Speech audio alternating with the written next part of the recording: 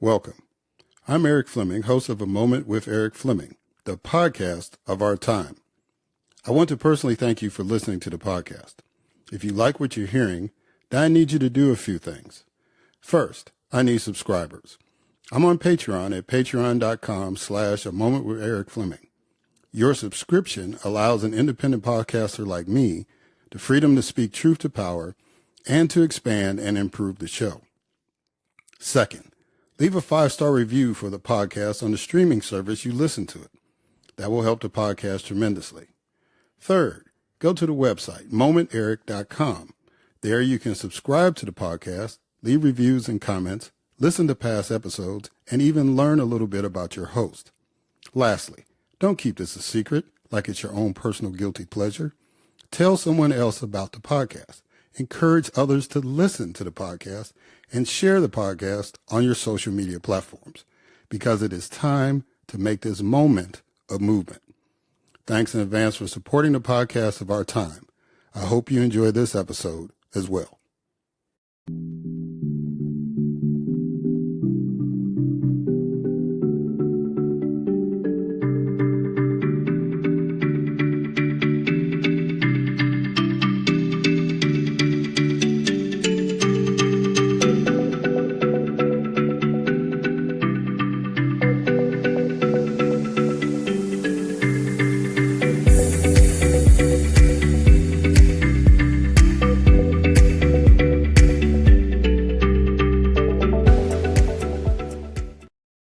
Hello, and welcome to another Moment with Eric Fleming. I am your host, Eric Fleming. And today is going to be a bonus episode. Yeah, this one's going to be long, but it's going to be entertaining because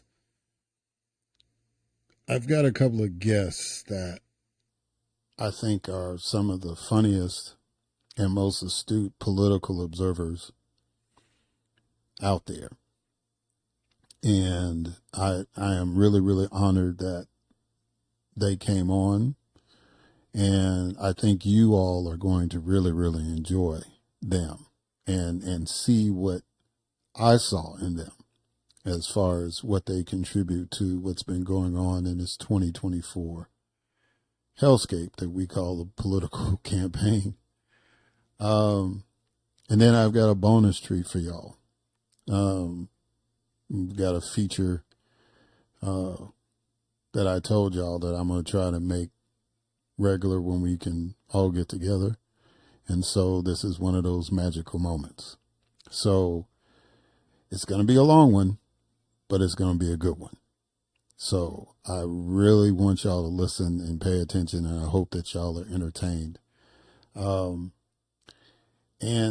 there's going to be some changes. So you know that the podcast has been nominated for an award.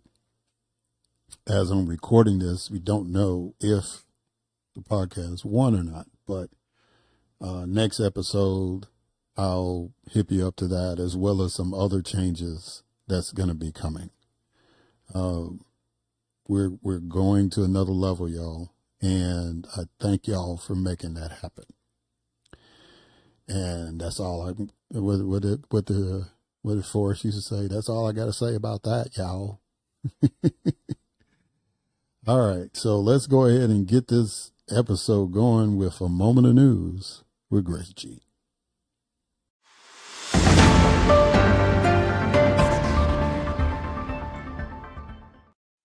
Thanks, Eric. Secret Service agents thwarted an apparent assassination attempt on Donald Trump while he was golfing in Florida. A Georgia judge dismissed 2 criminal counts against Donald Trump related to election interference, allowing the rest of the case to proceed. The Federal Reserve initiated a series of interest rate cuts with a surprising 0.5 percentage point reduction to reinforce its commitment to maintaining low unemployment. A U.S. Senate bill to secure federal protections and enhance insurance for fertility treatments failed to pass for a second time. Sean Diddy Combs, accused of conducting a sex trafficking scheme, was arrested and pled not guilty in federal court. The International Brotherhood of Teamsters announced it will not endorse any presidential candidate this election cycle. An NAACP poll reveals that over a quarter of young black men support Donald Trump in the upcoming presidential election.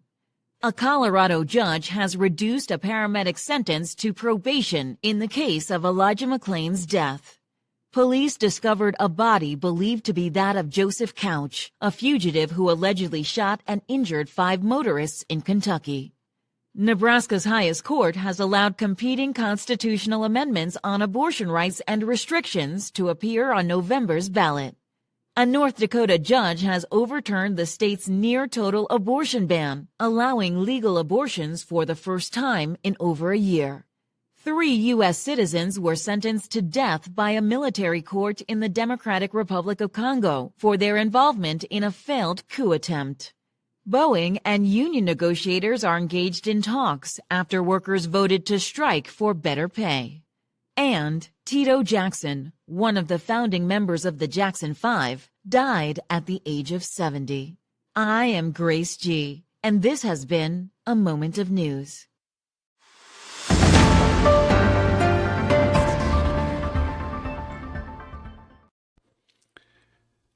All right. Thank you, Grace, for that moment of news. Now, before we have our first guest on, I'm going to do something a little different.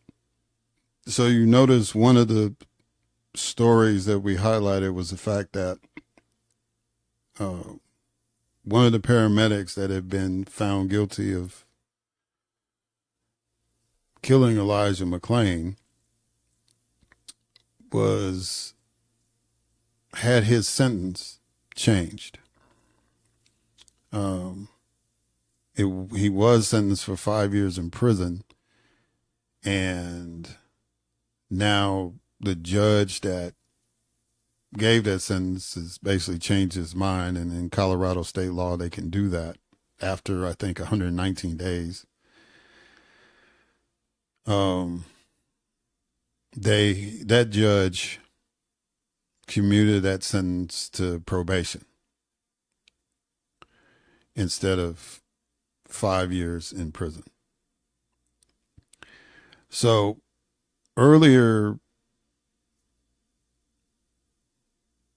in the past, I should say, I had a guest named Median Holmes.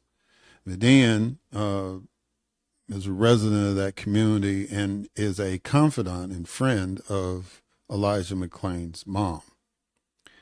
So I reached out to her and asked her, did she want to make a statement, or Elijah's mom wanted to make a statement for me to read on the podcast. And so Median sent me a statement. So here it is. I wanted to read that because they had not responded to mainstream media until today, the day that I'm recording this. So this is Median's statement. She's Median Schaffner now, but she was Median Holmes when she came on the podcast, and I'm glad that she responded. As a mother, I know what it means to love without condition and to protect with every breath. To watch a system that should protect our children instead modify justice in the face of murder is a betrayal no mother should endure. As a society, we asked Sheenan McClain to do something unnatural, and that is to bury her son. And now we are asking her to open that wound back up without any opportunity for healing or closure. The man who injected the ketamine in Elijah's neck, ensuring that he would not live beyond that night, is now back in the same community that she is trying to reinsert herself into. The pain of losing Elijah McClain isn't just felt by his mother, but by every mother in our community, because Elijah was all of our sons. He was the embodiment of hope, promise, and innocence. This wound cuts deeper with every attempt to lessen the weight of accountability. Our community demands more than leniency. We demand justice because our children's lives are not negotiable. Each attempt to lessen the weight of accountability, to offer leniency where justice is due, is a direct attack on the value of Black lives. It tells us once again that the lives of our children can be negotiated, that our pain is tolerable, and that justice is optional when it comes to our families. Until true accountability is delivered, our fight for justice will not cease. This fight is not just the fight of Black mothers, fathers, and community. It's a test of humanity. Where do you stand? So again, that was from Median Schaffner, who has been a previous guest on this podcast and a confidant of Elijah McClain's mother, Sheenan McClain, responding to the judge reversing the sentence that was given to the paramedic that injected too much ketamine into Elijah McClain's system, from a 5-year prison term to 4 years probation. And I thought it was important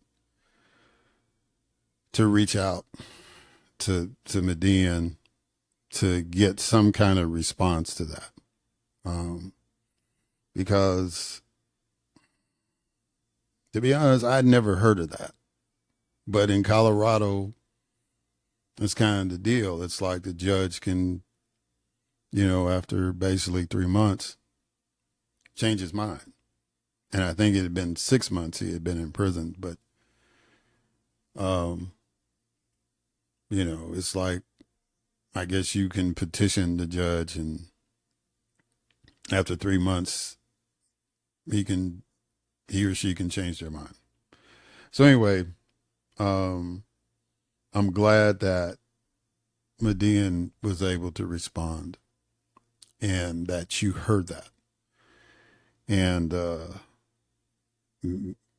outside of maybe the state of Colorado, I don't know if anybody has gotten any kind of response from her or the McClain family in regards to the decision being reversed, the sentence being reversed. So I'm glad that we were able to read that on the podcast, and my sympathies, my prayers go out to the McClain family.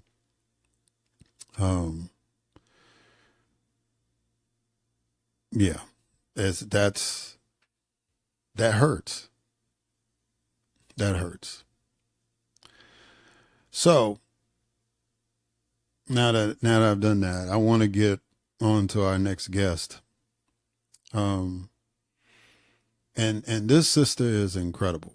Her name is Kellee Knighten Hough. Now, most of y'all know her as Kelbell, if you follow TikTok. So I am really, really honored to have this sister on, who I believe keeps it real, but keeps it funny so we can digest it better. And we'll get into that in the interview, I'm sure.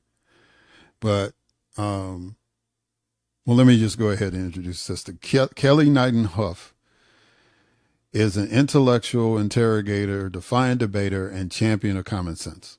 A native Louisianan and HBCU graduate, she is very Southern, very Black, very much her mother's child, and very proud to be each of those things. Kellee graduated from Xavier University in Louisiana with a degree in biology pre-med, but decided to explore the path of performing arts instead of medical school. She maintains that the medical field is still in her back pocket as Plan B. She auditioned and was accepted into the American Musical and Dramatic Academy in Manhattan, completed her postgraduate work there in 15 months, and was performing on a national tour 3 weeks after she graduated. Over the past 2 decades, she has performed on stages across North America, most notably earning a Helen Hayes Award nomination of Outstanding Support Actress for her role in the historic Ford Theater's presentation of the Civil War. Kellee has had an appetite for digesting American politics from a very young age, which she attributes to her grandmother. Their daily routine of having coffee and reading the paper planted a seed of civic curiosity that blossomed into full-flowered civic duty.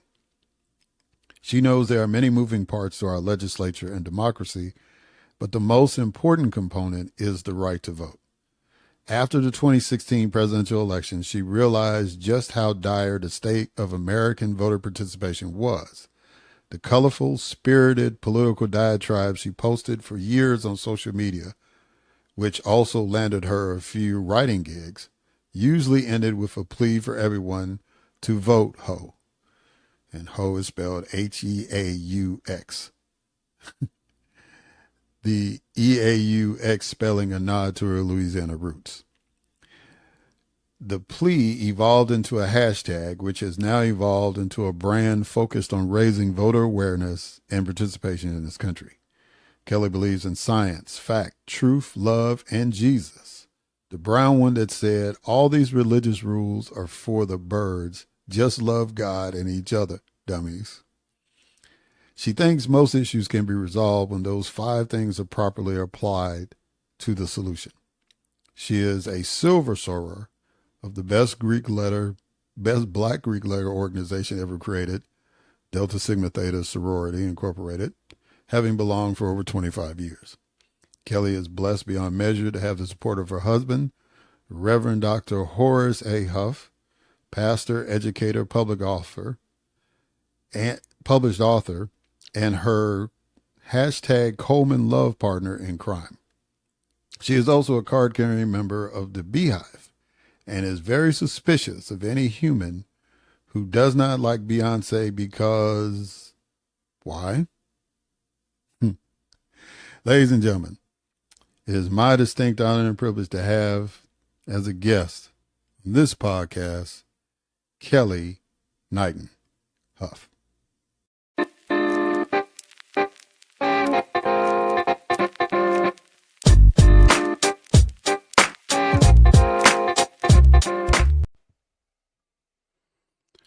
All right, ladies and gentlemen, I am really, really honored to have this special guest. You know her as Kellee. If you follow TikTok or you've heard the phrase "vote Hough," that's and that's Hough, H-E-A-U-X, right?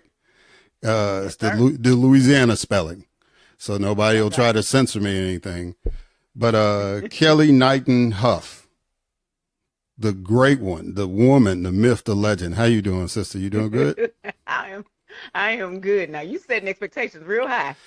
Well, I mean, you know, you have developed this incredible following, and it's all organic, and you know, and people appreciate that. And so I appreciate that people listen. yeah, because you've got an audience and you got a message. So and like I said, I'm a big fan. I love the way you break stuff down, because you know I do this podcast for therapy, right? But you know, the way that you say stuff, I can't say it necessarily on the podcast, or I try not to say it on the podcast. Every now and then I'll have to drop something, but I try to keep it a little, you know, a little PG on here. Right. And so I'm gonna say it out here now. If you've never heard Kellee, you never watched the Kellee video, so I'm just gonna say it. If the spirit, you're a grown woman, if the spirit moves you, you got to say it how you want to say it. We good. I'll say this.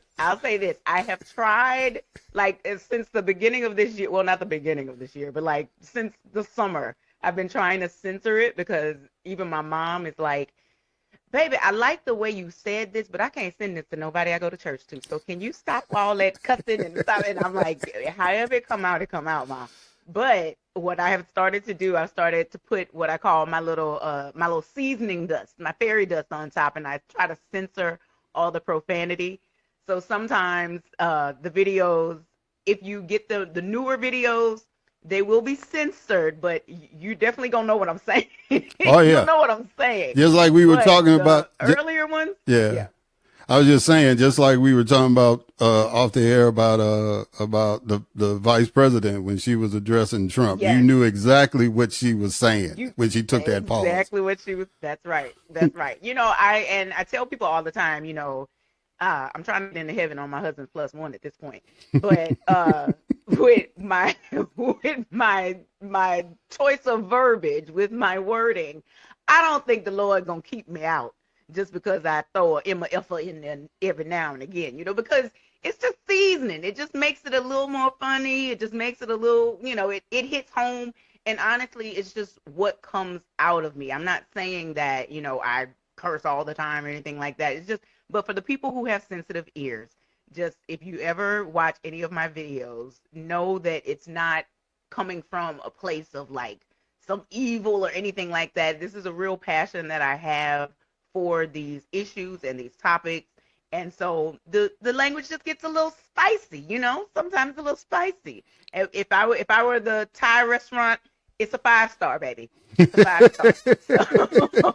So if you like the 3-star, the 3 chili, then you might want to look at my YouTube, because I do try to censor it all for my YouTube. But if you catch me on TikTok on the wrong day, you're gonna get some spice. Honey. It's gonna be fire.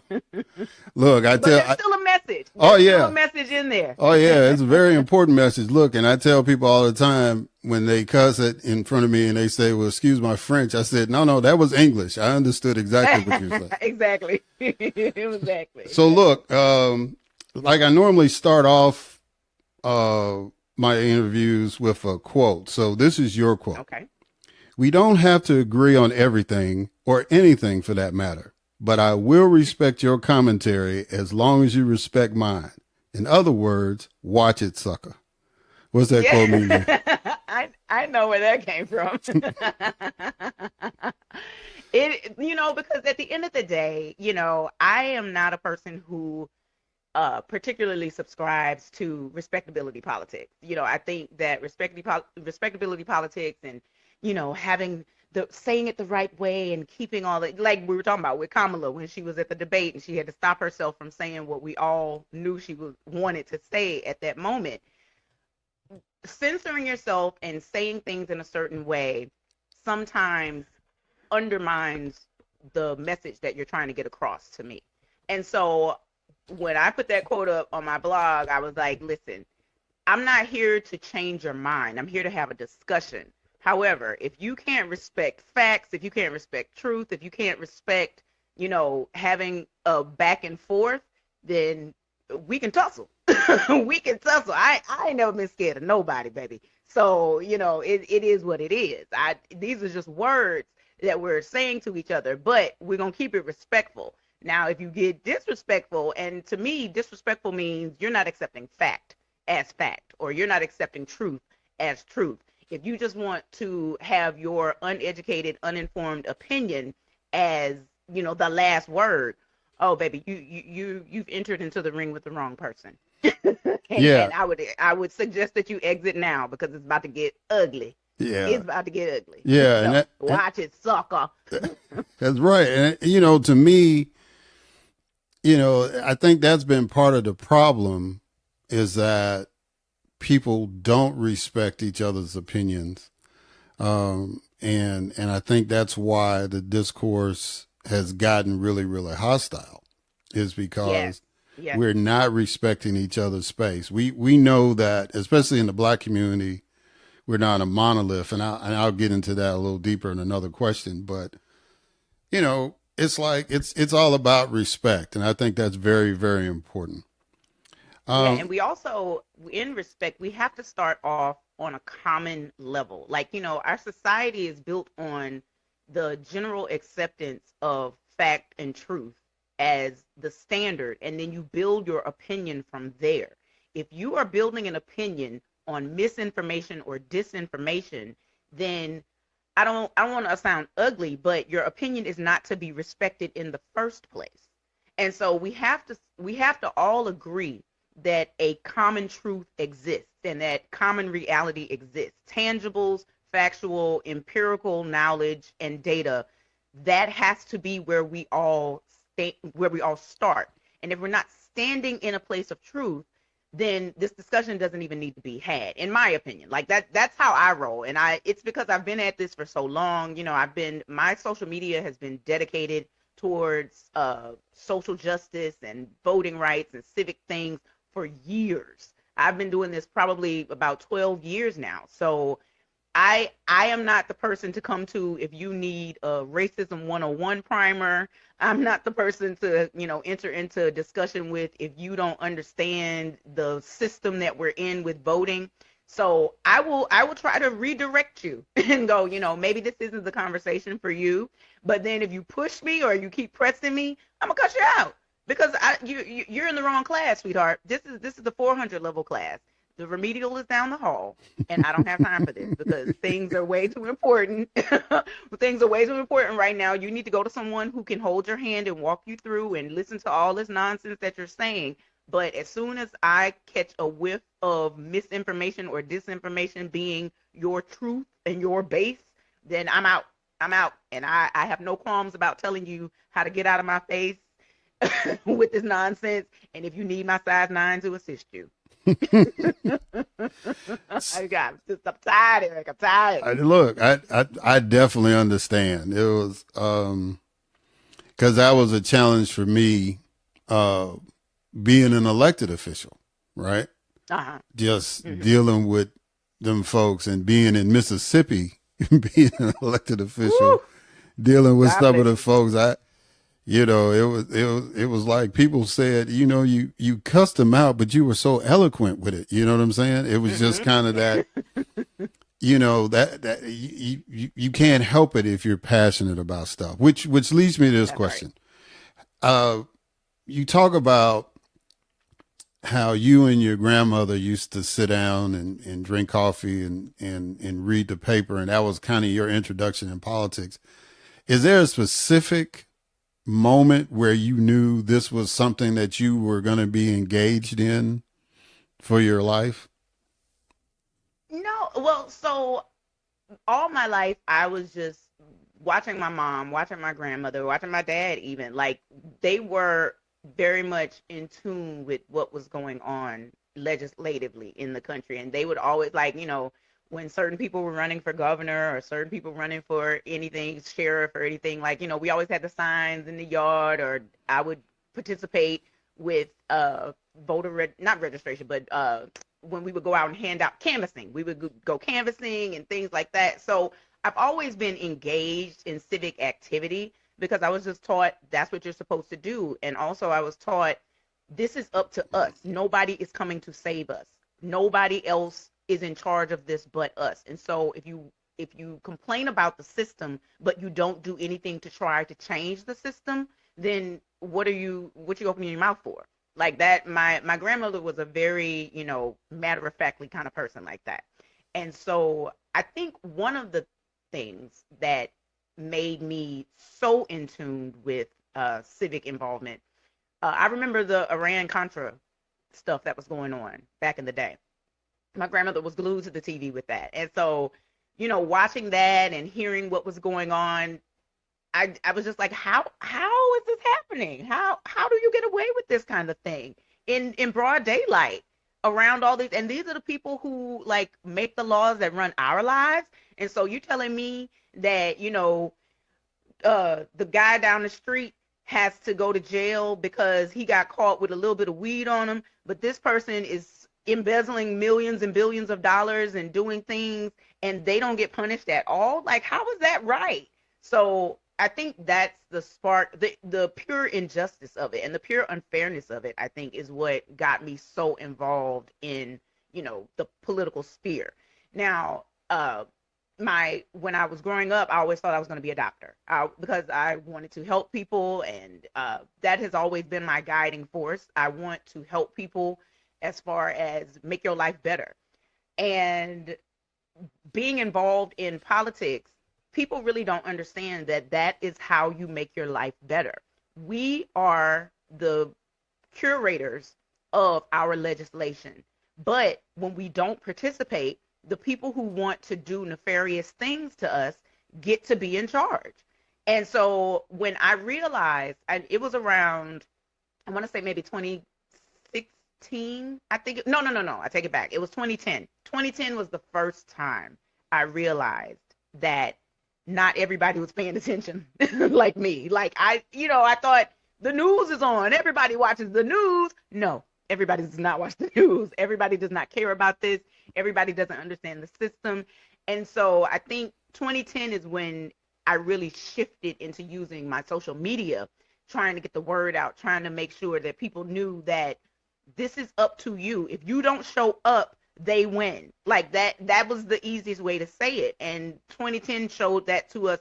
All of the work we did in 2007, 2008 to get Barack Obama into the White House. And then in 2010 to just have the rug ripped from under us just because people didn't show up. I want to say it was like 36% of the electorate showed up for the midterms. And that's how he lost the House and the Senate and then couldn't get anything passed. And to this day, people, talk smack about President Obama. And, I'm not trying to be a Obama fangirl or anything, but my defense is always, well, where were you in 2010?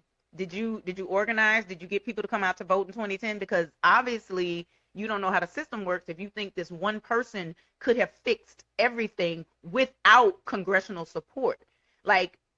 So I realized that people are just completely misinformed about how our system works and where the real power lies. So I just started talking about it every day. Every day I'm just trying to tell people, listen, your Congress members, your state Congress, and the people you send on to Capitol Hill in Congress, those are the people who have the power over the everyday things that go on in your life, whether or not you have stop signs in your neighborhood, whether or not you have street lights, whether or not you have hospitals, whether or not you have emergency rooms. These people are running your life and they're making it miserable, and you're sitting at home not doing something that is free and that is fair and that is without violence and that is completely legal for you to make them do their jobs.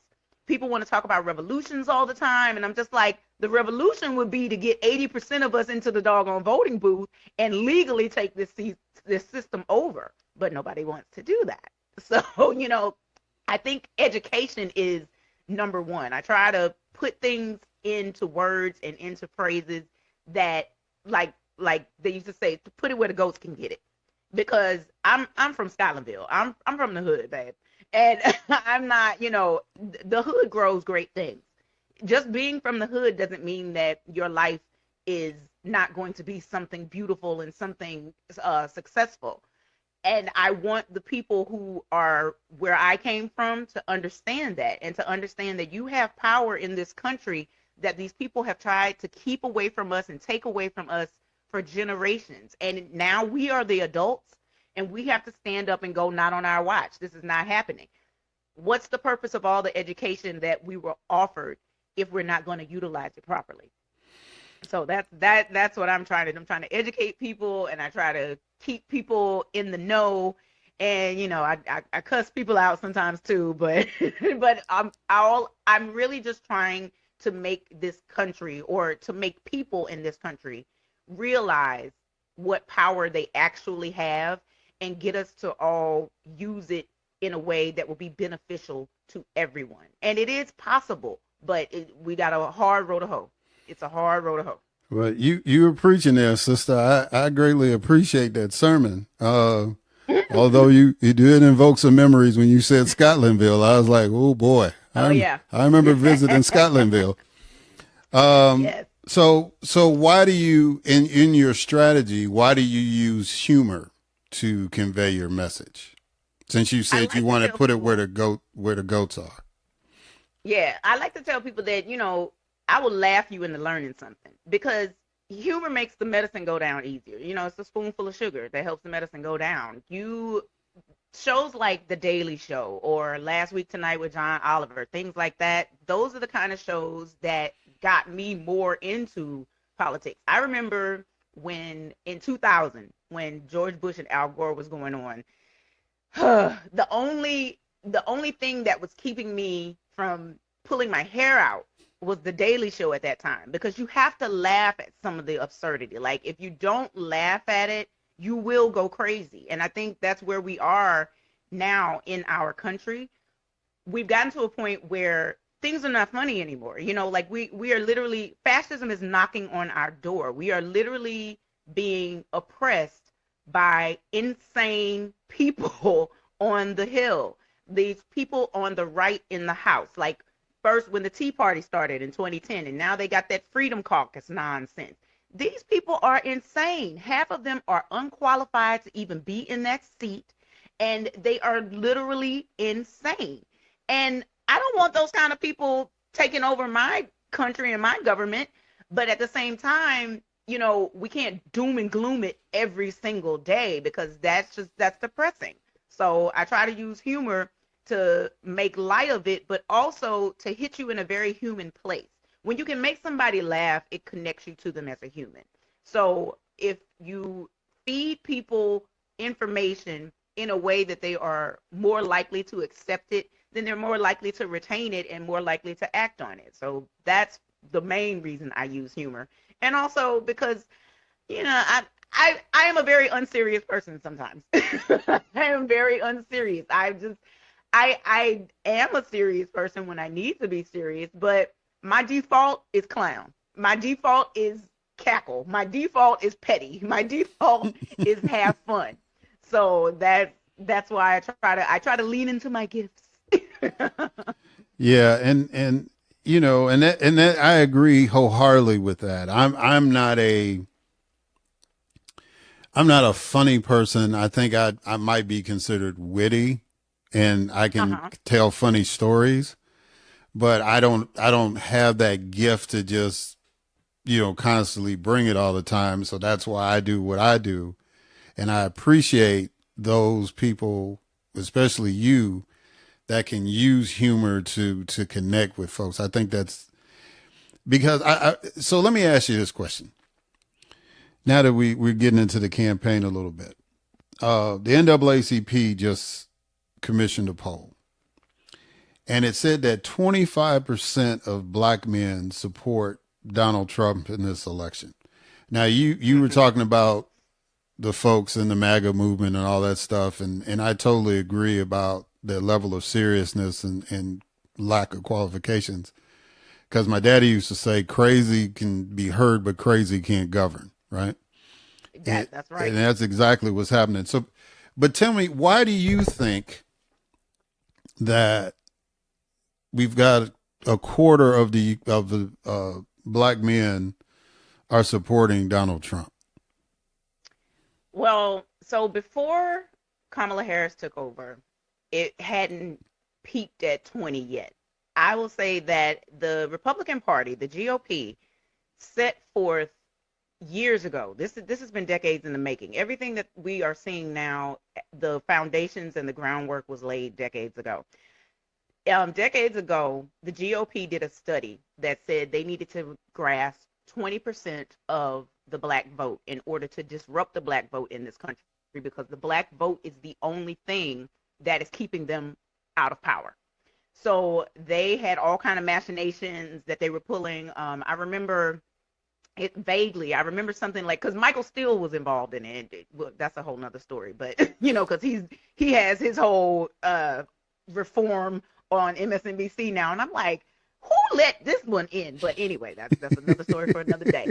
But he was one of the people who was part of that. So I think him being a part of that, then couple that with in 2008 when Barack Obama won, and then in 2016 when people were disenchanted with Obama because we did not give him the Congress he needed to pass all the things in his platform, black men were disgruntled with Obama. So they saw a prime opportunity.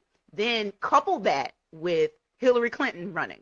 Misogyny runs rampant, no matter what color you are. So between their disenchantment with Barack Obama, then being faced with being led by a woman, that started an exodus of black men who were not seeing anything that was giving them any kind of leg up in this country, right?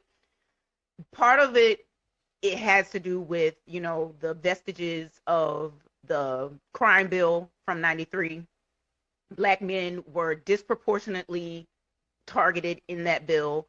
Even though the Black community asked for that bill and voted for that bill and championed that bill, we did not know the specifics of the bill that was gonna hit our community the way it hit. So that was one thing that I think started the exodus from being all in with the Democratic Party. Then there have been numerous studies showing that the Russian misinformation and disinformation campaigns, they aimed directly at Black men. So that's part of it. They're out here basically just lying and telling Black men things to make Black men feel good about themselves, but they're absolute lies. So that started the exodus. And then when Biden handed Kamala the nomination, that was like the seal of it. That's why we've gotten over 20%. Like I said, they were looking for 20% of the Black community, but around I want to say it was like 2014, 2015, they noticed that they were making no headway whatsoever with Black women. So the focus went directly towards Black men. Then you also add into that Donald Trump being, the con man that he is. Back in the day in the 90s, all these Black rappers bought into the con that he was some rich billionaire, whatever. We all heard his name in the songs and all these things because, everybody fell for the con. I'm not saying that we were stupid for falling for the con, but I will say that nobody outside of New York City, only people outside of New York City thought that Donald Trump was successful. Everybody within New York City was like, he's a con. So anyway, putting in music, putting him in popular culture, especially in pop culture things like rap music that Black men gravitate towards and that Black men idolize, the ideals in rap music. When Donald Trump started pardoning Black rappers, that kind of, unfortunately, it sealed the deal. So Black men have, and I don't say this in a negative way, and I'm not attacking my brothers. I love Black men. Obviously, we stand on the front lines for Black men. I know more great Black men than I know bad Black men. At the same time, Black men have fallen for the okie doke because a lot of them want to be the new oppressor. A lot of them don't want freedom for everybody. A lot of them just like the way that white men run the world, and they want to do that way. They don't want to be on equal playing fields with Black women. They don't want to be on equal playing fields with Asian men or Latino men or whatever. They want to replace the oppressor. So that mindset is what has them believing the lies and the cons that they believe right now. And, Donald Trump is out here selling gold shoes, trying to, entice Black men. I don't think that's working, but what I do think works is when somebody like, I'm not going to say his name, but there's a radio host that I cannot stand that is ignorant as all out, that just got his GED and doesn't know what the heck he's talking about. People like that, Black men gravitate to because they can say it in a way that Black men can appreciate and can relate to. But what a lot of these Black men don't realize is that it's horse manure. It's not the truth. It's lies, and that person also has an agenda. That person is being paid by Republican-led financing. So Black men have a lot of work to do on themselves as far as understanding whether or not somebody has your best interest at heart when they're telling you something or when they're trying to lead you somewhere. The other thing is, I think when the data came out that Black women were the largest educated demographic in this country, Black men felt some kind of way about that. And so now with Kamala being vice president and now being the presidential nominee, they see that again and they feel some kind of way about that, and I just, it's disheartening and it's hurtful as a Black woman to see that kind of thing happen, because as much as we fight for Black men, then to turn around and see that Black men will still do us dirty and throw us, under the rug and under the bus because they feel some kind of way about the way they're treated in this country. What I wish I could say, and what I wish I could promise, is that Black men need to understand that we are not going to leave you behind. If we're running, we're going to grab your behind and take you with us. But you got to stop kicking and screaming against us so that we can get there more efficiently. It doesn't matter who is in the seat. It doesn't matter that it's a Black woman in the seat. What matters is that it's somebody who cares about you in that seat. It's somebody who knows you, somebody who's related to you, somebody who can see themselves in you, see their brother, see their dad, see their cousin, see their grandfather in you, see their uncle in you. And we're not going to leave you behind, but you have to stop fighting. You know what it's like? It's like trying to save somebody who's drowning. Black women are trying to save Black men because we know Black men are drowning in this country. We know Black men have been done dirty in this country. We know all the things that have been put up against you because they're up against us too, but we learned how to swim a little bit better. We had opportunities to go to swim class when Black men didn't have that opportunity. So now we are strong swimmers and we are trying to save you out of this drowning water, but you're kicking and screaming against us and you're going to take us all under, all because you think that the way the white man run the world is the way the world should be run. And it's really unfortunate. It's really sad and it's really hurtful.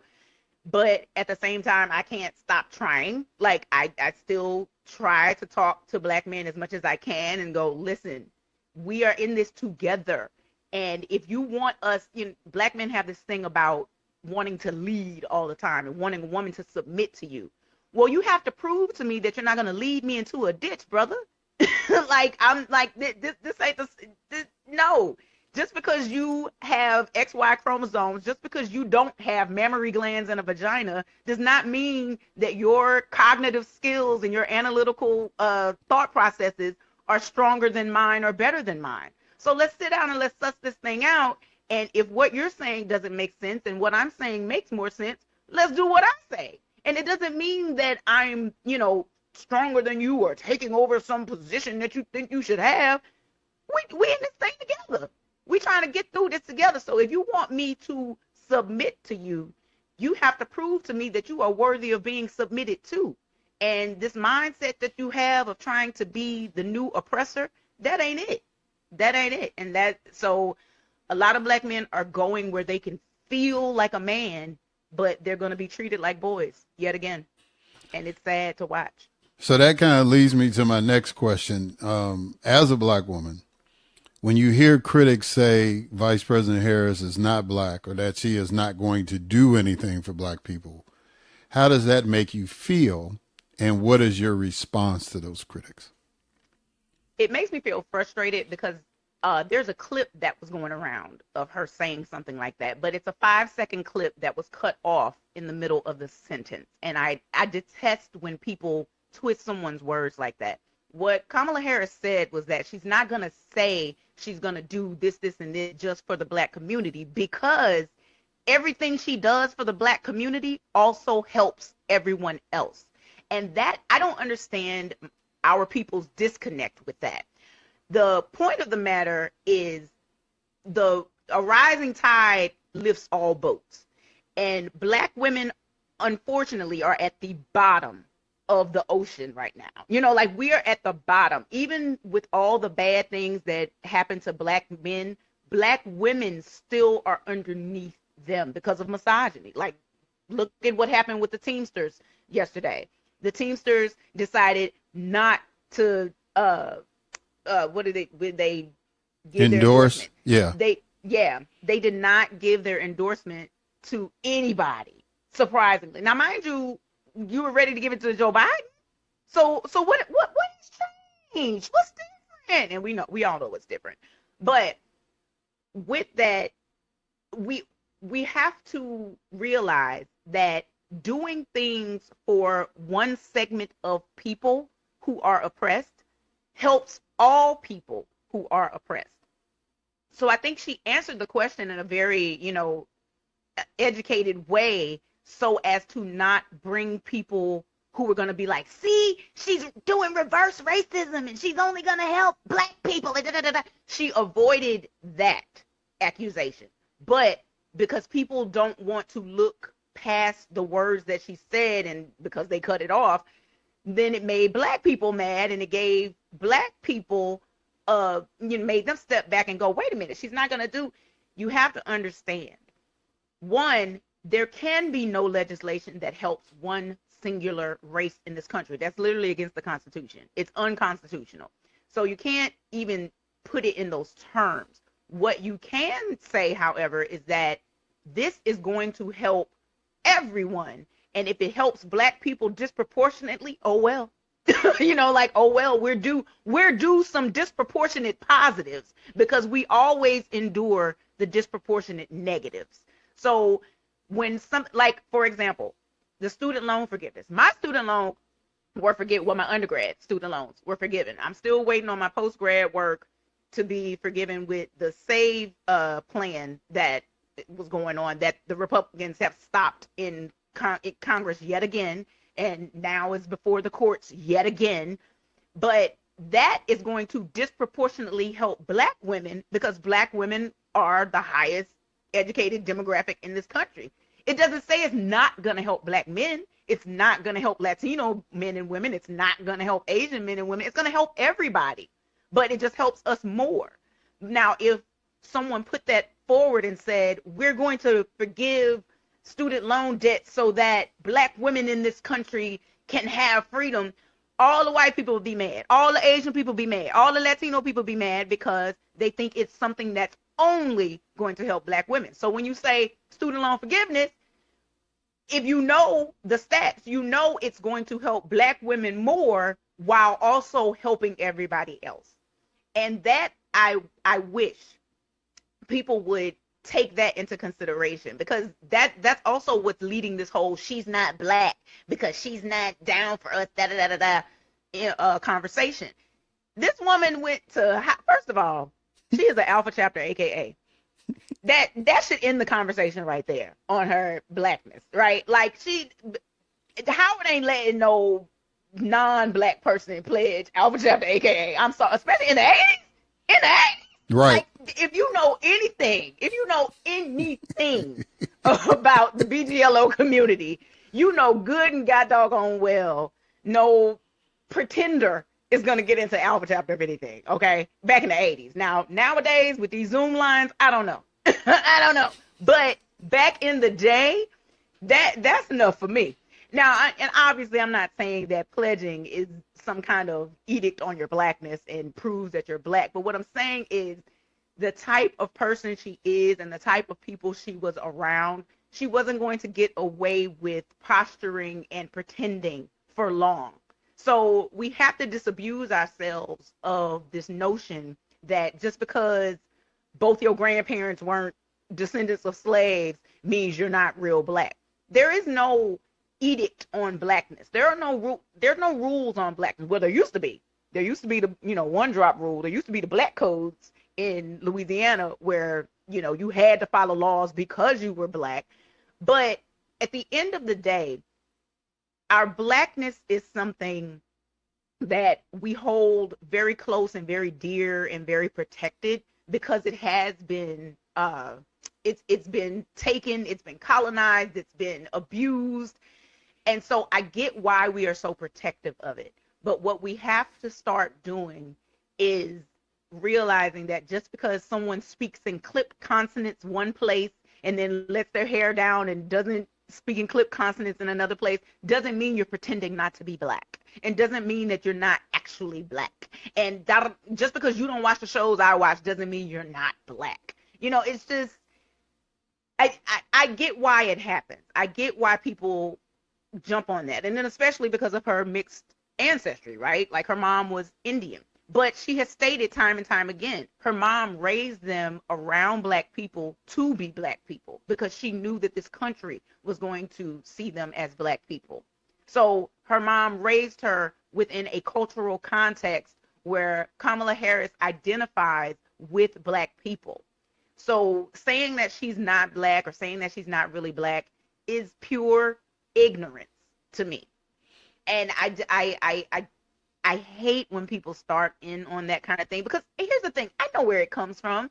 I know we don't, when you have a whitewashed person around you or a Black person who was only raised around white people, they're a little suspect, and you have to learn to trust them, and you have to, watch your back with them or whatever.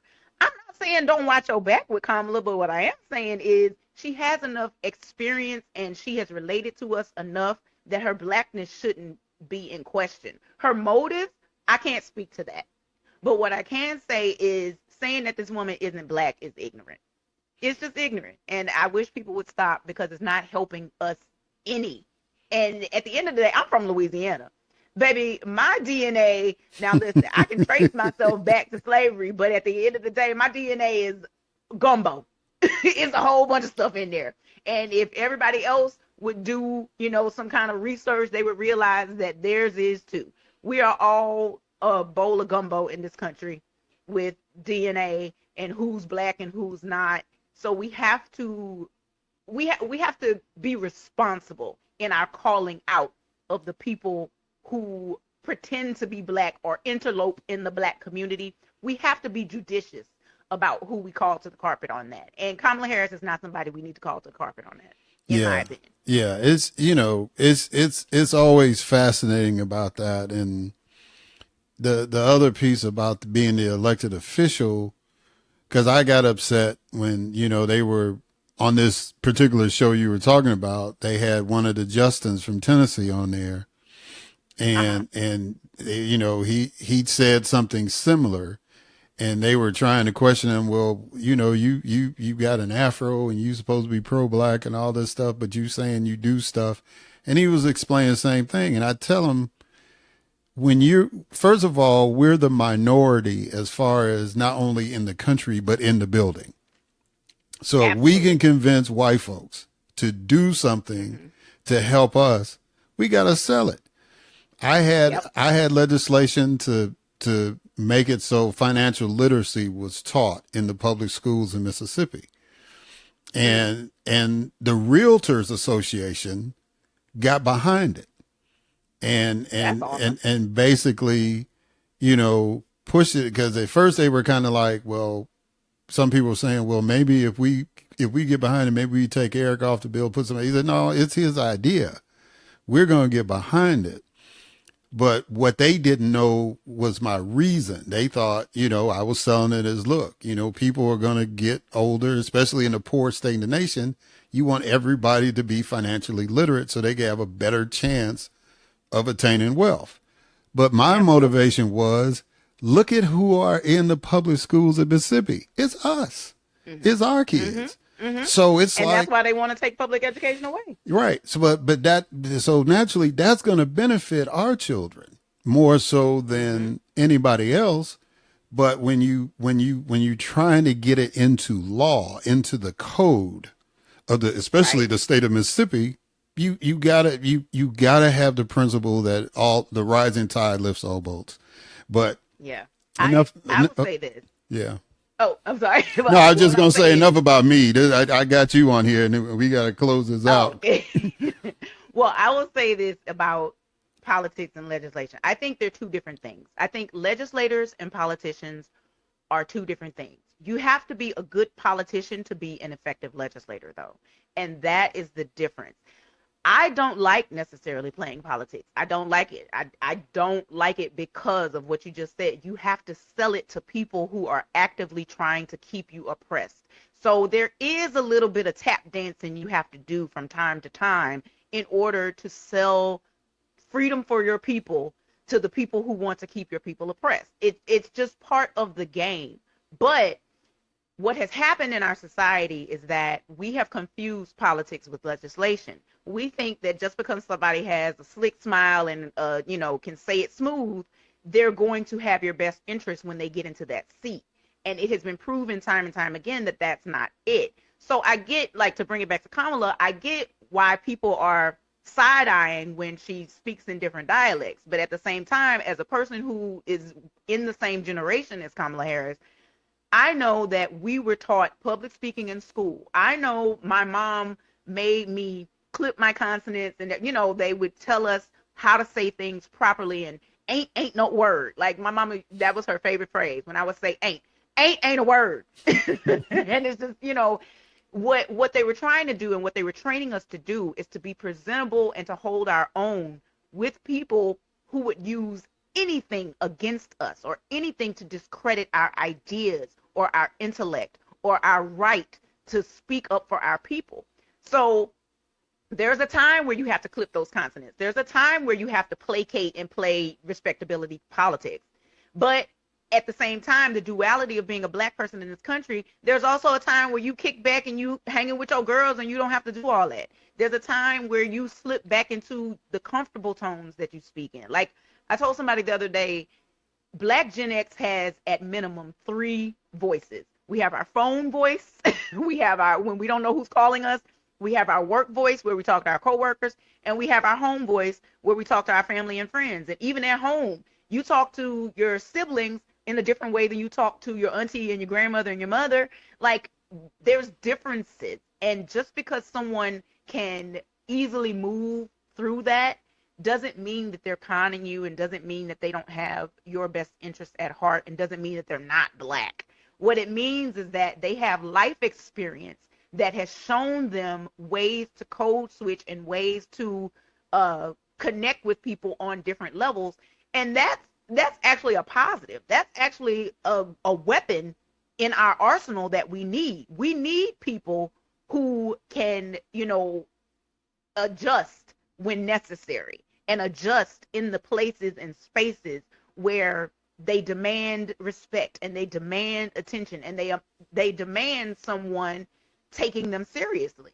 So as black people in this country, I will say this. I'm not saying that everybody has to learn how to speak a certain way, but it's to your advantage to recognize when it's time to turn things on and when it's time to turn things off. Like as when we began this podcast, I speak on my TikTok in a very different way than I'm speaking right now, but it's all coming from the same brain. You know what I mean? Like it's the ideas are all still there. The intention is all still there. It's just that I'm speaking in a different way, and that doesn't make me less black. What it does is give me an advantage that I can speak to both my people and other people and demand the respect from other people that I would not get if I was speaking in a different way.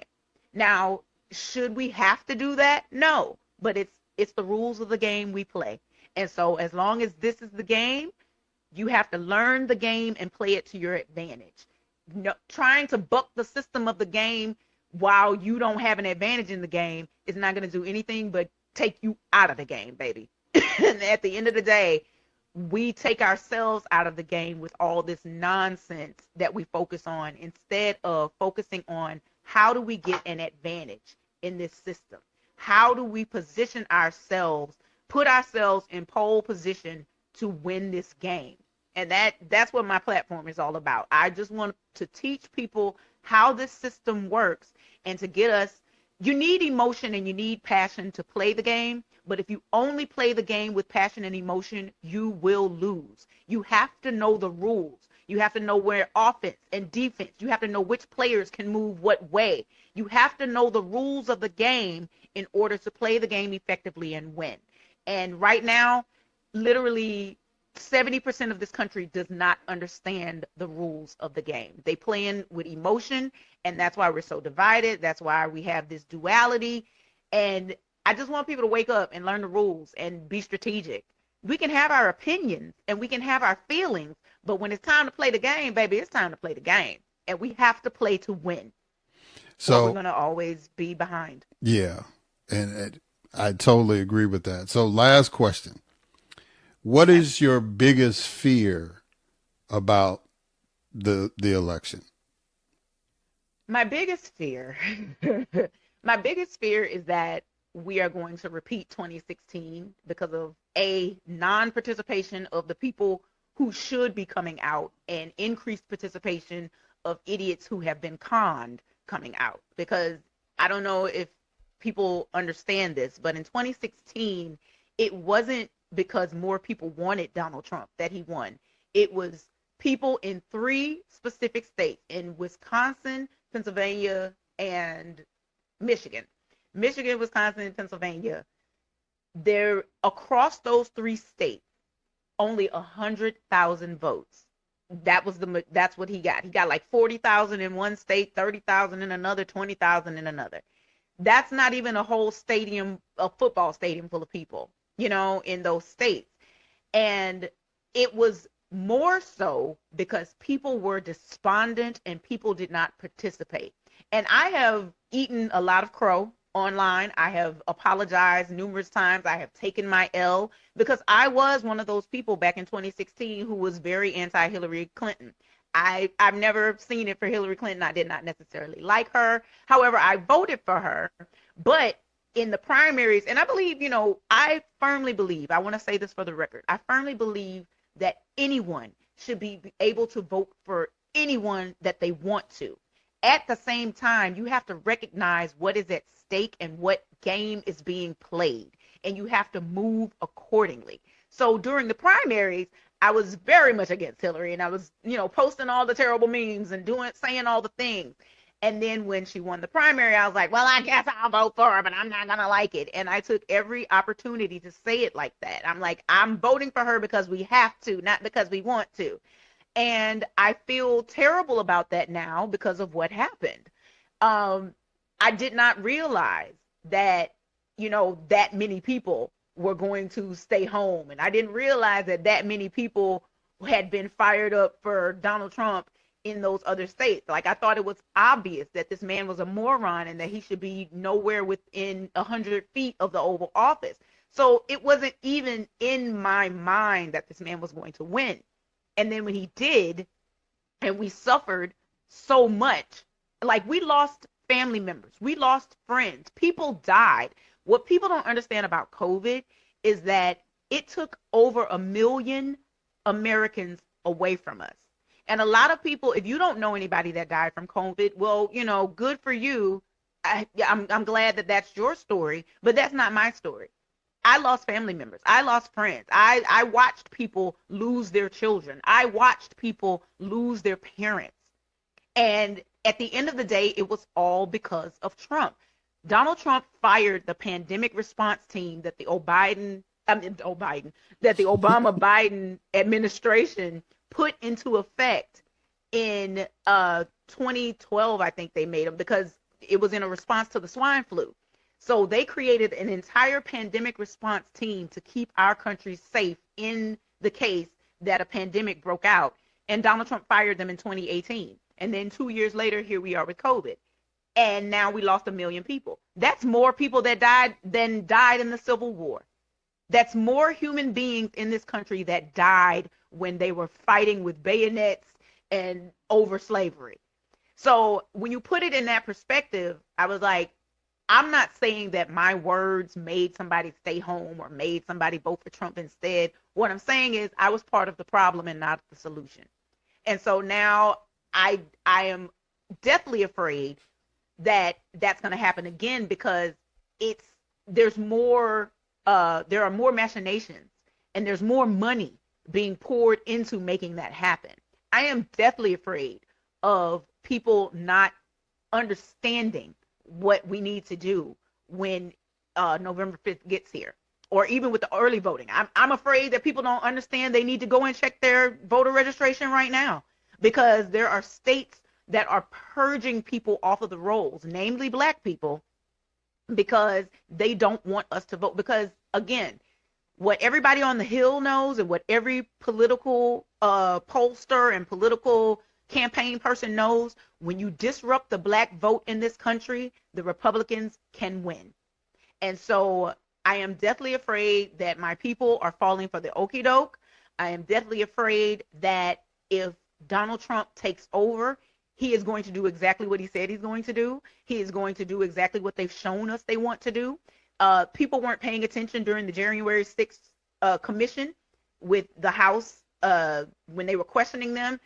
If anybody, I will say this, I know people think politics is boring, but if you watch those January 6th trials, that stuff is like a soap opera. That stuff is like a reality show. It's so much nonsense that these people were doing and so much illegal activity that I don't understand how half of them are even free still. But then I do understand that our legal process moves slowly. So what I'm afraid of is Donald Trump getting back into the White House, and then he's not going to have the same people around him that were around him from 2016 to 2020. The only reason our country did not end up like Venezuela, did not end up like one of these banana republics out here, is because there were people in there, Republicans in there, who stopped him, who said, no, this is illegal. You can't do this. He's not going to have those people next time. He knows how to work around those people. He's going to install people who don't care about law or who don't care about the rules or who will change the rules for him. And people don't understand how bad it can get. That is what I'm afraid of. I'm afraid that we have raised an entire generation of people who have had convenience their entire lives. So they don't understand the first thing about struggle. They don't know what's going on. People who weren't adults in 2008 when we had that meltdown, that economic meltdown that took people's houses away from them, that took people's investments away from them, that ruined people's retirement funds. I was an adult when that happened. A lot of the people who were, railing against Kamala right now, these people are young. They weren't there. They don't understand that. All they know is that they've grown up with Barack Obama and Donald Trump. That's all they know as presidents. I am a child of the Reagan era. I know how bad it can get when legislation works against you and your community, when legislation is targeted to mess with you and your community. Heck, I'm from Louisiana. I wasn't living there at the time, but I knew about when Bobby Jindal took over our education system and decimated it. And that is now why Louisiana is at the bottom of education in this country. I know how bad it can get. And I'm afraid that a lot of people don't understand that. They don't believe it can get that bad. But, I'm preparing. I'll say that. I've told all my family members, have your passports renewed and ready to go. Because if this man wins, we got to get the heck on. Because it's not going to be nice. He does not care about the rules. He does not care about the Constitution.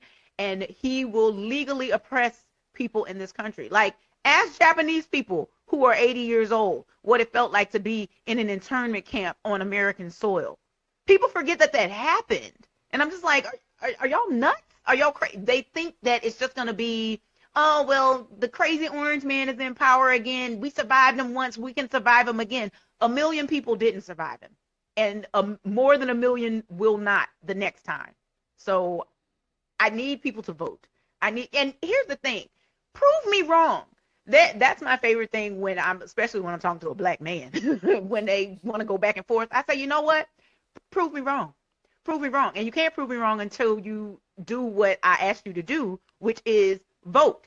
If you vote in the general elections, if you vote in the midterms, if we have a certain percentage of turnout and nothing changes, then by all means, I will 100% admit that you are right, brother, and I will admit that I'm wrong. But I can't do that unless you vote. So prove me wrong. Prove me wrong. Go vote and see if it works or see if it doesn't work. And if it doesn't work, I will gladly be the first one to say I was wrong. But I can't do that unless you prove me wrong. And you got to vote to do that. So. Well, this has been a legendary interview, I want to tell you. And I don't know about legendary. No. From my standards on the podcast, this has been a legendary interview, and I'll tell you why. Because the time just went, and you were making such salient points. But I want people to be able to reach out to you and catch you on your various social media platforms. So go ahead and tell people how they can get in touch with you, how they can follow you on social media. Okay, so on TikTok, if you're a TikToker, my handle is Bell Curve, and it's spelled Belle, like Southern Belle, BelleKurve. curve with a K, because and the reason why it's bell curve is because when I was younger, I read that. Well, I didn't read the whole thing, but that book about the bell curve and how, basically they were trying to say that Black people were inherently less intelligent than everyone else. So just like we always take words and repurpose them for our own, I wanted to take that and repurpose it for my own. So that's why it's bell curve on TikTok, and that's also my website, thebellcurve.com. You can also find me on Twitter. Now, again, Twitter is where I go to be ugly to people. So Twitter, ever since Ego Musty took over Twitter, it has turned into a dumpster fire. So again, if you want to see me in a positive light, don't go to my Twitter. Please don't go to my Twitter, because I unleash over. That's my therapy. But if you are a person who can handle it, my Twitter is Votehouse. It's VOTEHEAUX, and that's also my website, voteho.org. If you need voter resources, there's a tab called important resources. You can go there and register to vote. You can find different organizations that are doing voter education and civic duty things and sign up for those things if you go to voteho.org. And you can also buy a t-shirt if you want or whatever you like.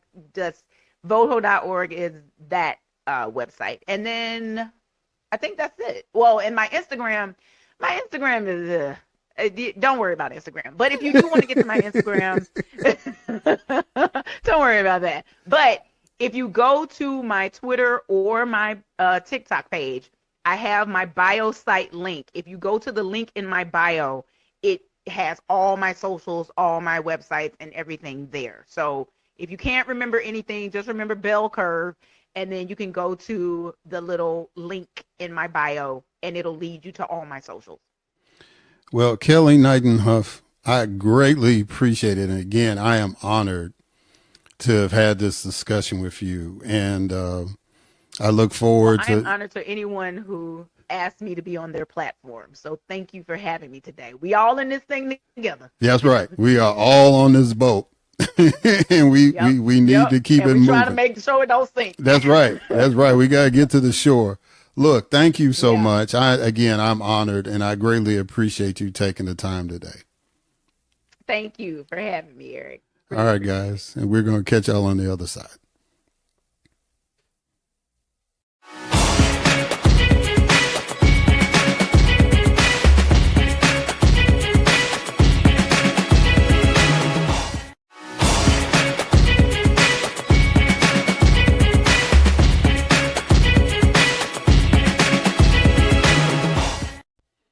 All right, and we are back. And so now it is time for my next guest, Maura Quint. Maura Quint is the campaign and acting comms director for Americans for Tax Fairness, an organization that seeks economic justice for all. She is also a comedy writer and contributor to publications such as The Onion, The New Yorker, and McSweeney's. Ladies and gentlemen, it is my distinct honor and privilege to have as a guest on this podcast, Maura Quint.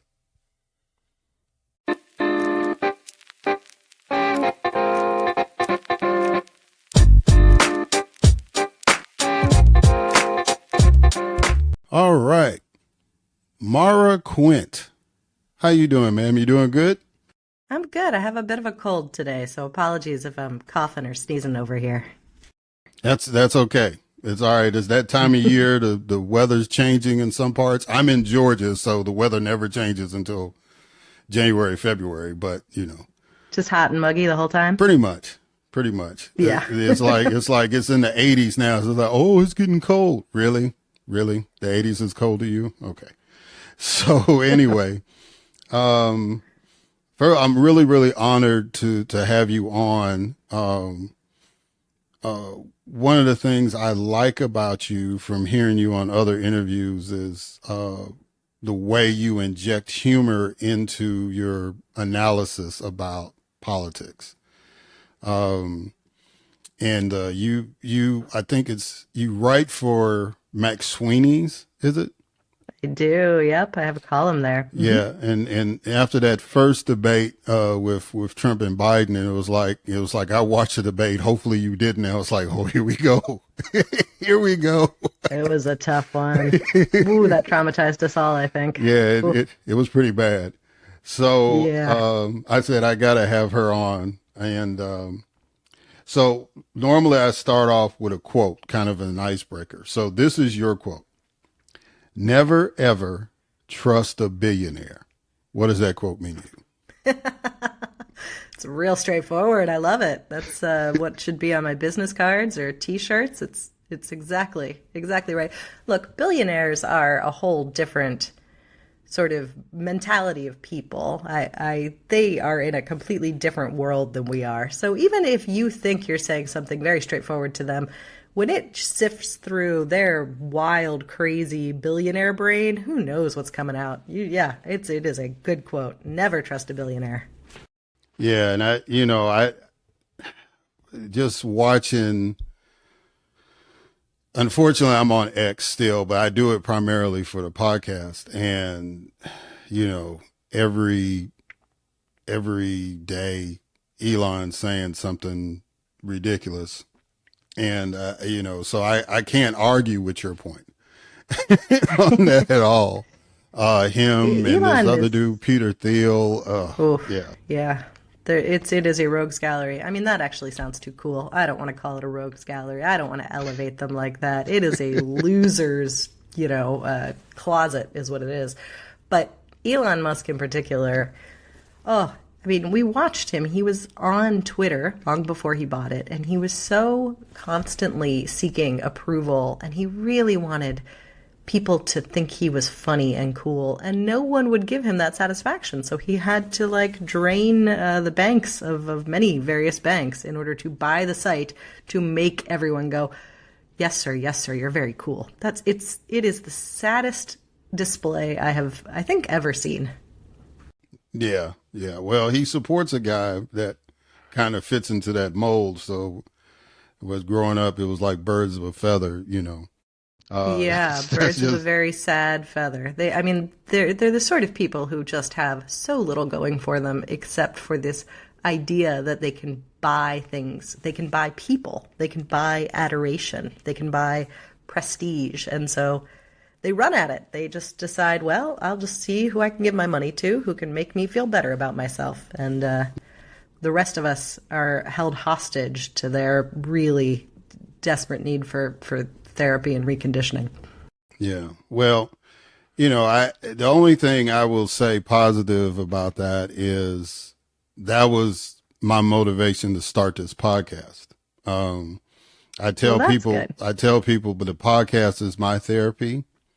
And, I've told this story many times, but when I was Uber driving here in Atlanta, it was like my phone would go off.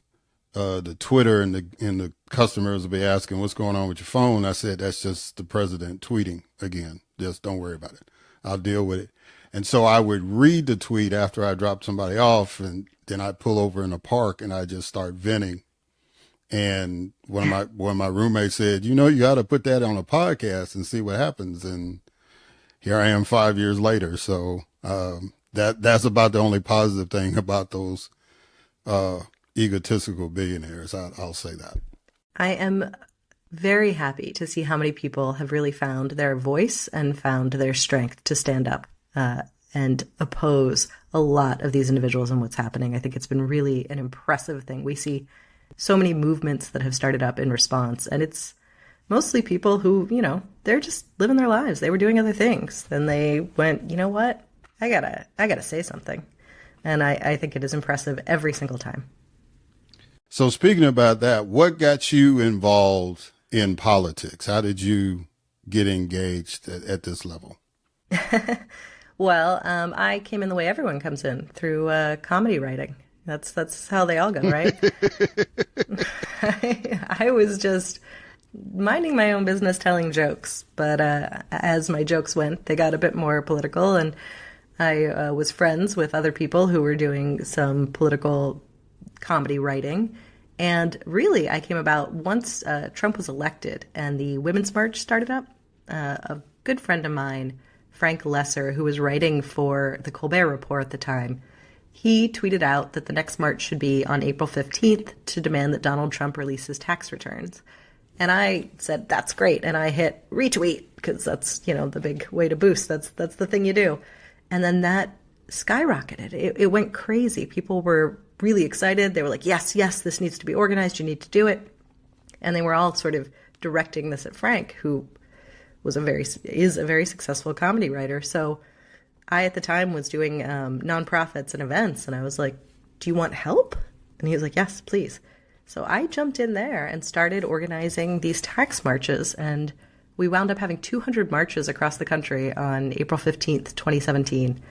And I think it was 200,000 people came out and were engaged on taxes and fair economy issues, and we decided, you know what?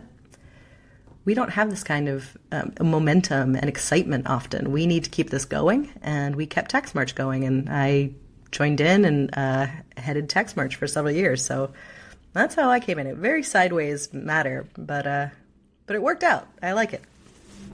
Yeah, you're not the only person. I had a previous guest who was a writer in Hollywood, and now she's got this organization that, does massive efforts to organize and register people to vote. So That's so great. Yeah. So, that point you were making about people being mobilized, what's been happening now has galvanized a lot of people.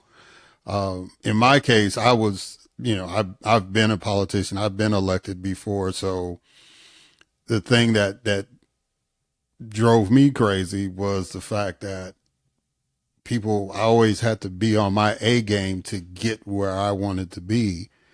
And these people look like they just barely just showed up to class, and now they're in the political spotlight. So that was kind of my motivation to put this podcast out here. But let me ask you. Go ahead. Oh, I was just going to say, it's incredible what, confidence and money can do. They are propelling a lot of people into places that they should not, positions they should not hold. That's true.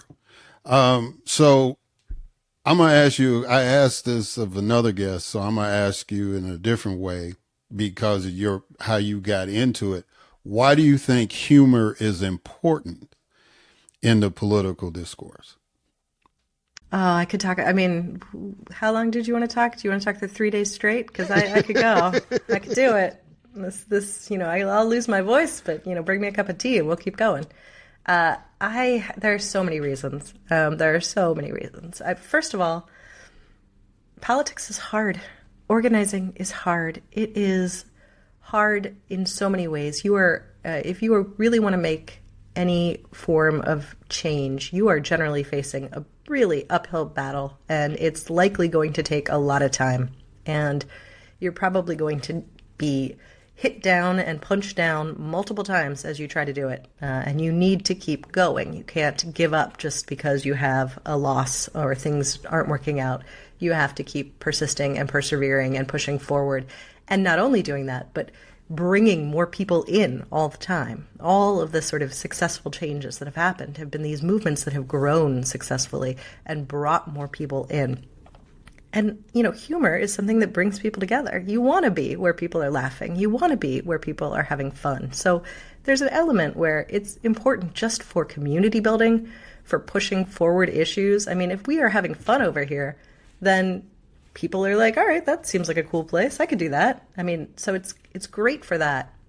I also think humor is a really interesting, psychologically interesting. I'm a total nerd, apparently. But, when you look at how we communicate, people walk in with their ideas already set so often. They know what they think already. And the way humor works, the way jokes work a lot of the times, is to take you somewhere where you think you know where it's going. You agree, you're on board, and then switch it up on you real quick. And that's usually what brings the laugh, right? This unexpected thing that happens. it's also this really rare moment where you can actually like potentially get a little tiny crack in someone's way of thinking because they were with you. They're like, yeah, we're on board. Yep. And then suddenly they have to think about it differently. I think that is such a unique thing that we don't have the opportunity to do that often. And I'm not saying that like, oh, the perfect joke can change a person's mind, but it can start to make you think other ways. It can introduce new ideas that maybe you were hostile to when they were presented in a straightforward manner. So I think it has this really cool opportunity to like reach people, which I think is really great. And I also think it is energizing and refreshing because there are people who have been in most of these fights from day one. I mean, there are people who've been doing this work forever, and it is so easy to get burnt out as well. It's just so easy to go, all right, I've been banging my head against the same wall and the wall's not coming down. It's not cracking. There's nothing happening here. And except that my head hurts and I don't know that I want to keep doing that. And having humor is one of those moments where you can just pause. It's like, it can be like a cup of tea. It can be like a soft place to sit for a moment, right? It can just be a moment to recharge and regroup. And humor also often happens in community. It usually happens with more than one person. So it's a way to like get that energy from others and exchange that kind of energy and power and keep going. Humor is vital to me, I think, in doing this sort of work. 100%. Yeah. That's my short answer. Well, and I agree with that. I'm not a trained comedian or anything like that, but people like it when I tell stories. And if I can add some humor to that, there was a gentleman I served with, his name was David Green. And he was, we'd be in the middle of this real serious debate, and then he'll get up on the floor to speak, and he'll start telling this story, and being in Mississippi at the time, it was like, it was one of those good old country boy stories. And he was a black guy, but he could tell these stories, man, and get everybody laughing and stuff. And then he'll get into the bill. You know what I'm saying? He always had a knack for loosening up the tension. And I remember I tried it one time and I looked around, I said, okay, all right, well, we're going to miss you, David. And then I went ahead and presented the bill, right? And people understood that was like a little tribute thing I tried to do. But I think that humor is really, really vital, just for our psyche, just so we can stay focused in on what needs to be done, give our brain a little break, and then get back to work and do whatever we got to do. So that's why I really appreciate, people like you that are very intelligent because you have to be intelligent to talk about politics, excuse me, in a way that, it make people kind of laugh at themselves and not take themselves too seriously. So when I see somebody like you come on or listen to you, it's really, really refreshing. And I greatly appreciate that you contribute that, to the discussion. Thank you. I mean, I'll sit here and be flattered all day. You can keep going if you just want to do that. That works. That's also very refreshing for me, jokes are flattery. Yeah. So now let's talk about something that hasn't been flattering. What's your thoughts about the campaign thus far? This whole cycle, with the drama with Biden and then Harris coming on board with Trump and 1 minute he's getting shot at, the next minute he's saying people are eating cats and dogs. I mean, just give me a summation of how you looked at this election. Well, I mean, it is just an overwhelming bummer that we are back in this spot with Trump as the nominee again. And he excels in just living in this absolute hurricane of bullshit that he's constantly putting out, this cyclone of insanity. And most of it is incredibly harmful, dangerous, terrible stuff he's putting out. But he does it at such a volume that, like, no one can even necessarily catch up because the next sentence out of his mouth is always, more terrible than the last and more awful than the last. And this time he pulled in a buddy. I mean, last time he was running, he had a very sort of staid, correct, head down sort of vice president. This time he's just like, here, I've got, a little sidekick that I can kick out there to say even more ridiculous things and to keep it going. And that has, I think, just made for, it's absurd at this point. It's ridiculous that this is our political cycle, and pretty depressing. But I think on the plus side, and, regardless of where I even necessarily fall on Vice President Harris's policies, some of which I like, some of which I wish were a little bit different, she, I think, has proven to be a really fantastic candidate up against Trump, because it's not easy to enter that world of absolute absurdity and get anything to really stick, because he's so good at whipping everything up. And she is, I think, just fantastic at really being very clear, being very direct, speaking in ways that people understand, and creating a very sort of calm but strong presence in opposition to Trump's absolute chaos monster that he's got going over there.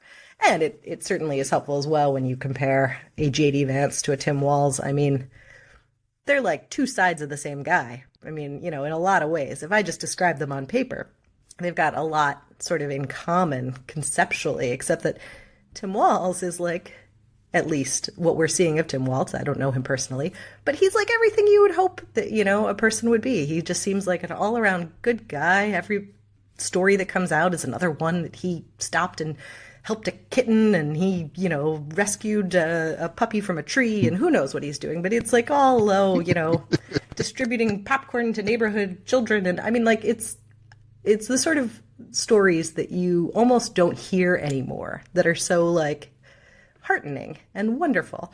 And then we counter that with J.D. Vance, who's out here.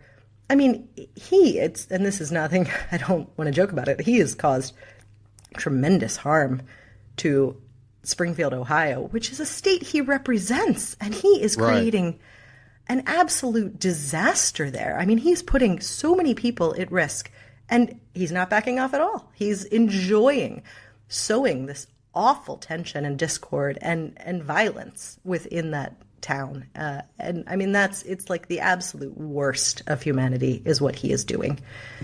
So, I mean, it's a real clear opposition to me. And I think that's nice to see.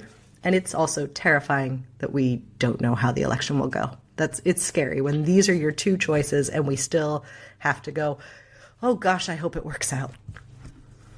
Yeah, that is the terrifying part. Somebody said that Trump and Pence was Batman and Alfred, and now Trump and Vance is Batman and Robin. It's like it's like Batman and Joker teamed up. Well, really, yeah, that's true too. Joker or Harley Quinn, however you want to look at it. I think that and then the analogy about Tim, the first thing that came to my mind was like, here's this dad, this suburban dad who is, he does everything right. He's, active member of the Rotary Club. He's involved with the PTA and all this stuff. And then he's got this son who is like, dude, I want to be like Sons of Anarchy. You know what I'm saying? It's just that rebellious child. And that's the way I look at Walz and Vance, because like you said, they come from similar backgrounds, which makes me think that Hillbilly Elegy was an accident, right? Because the way that he's thrown his own constituents under the bus in the middle of him achieving something, I don't think Hillbilly Elegy was supposed to be a tribute to his community. I think it was a slap he was intending it to be a slap in his face.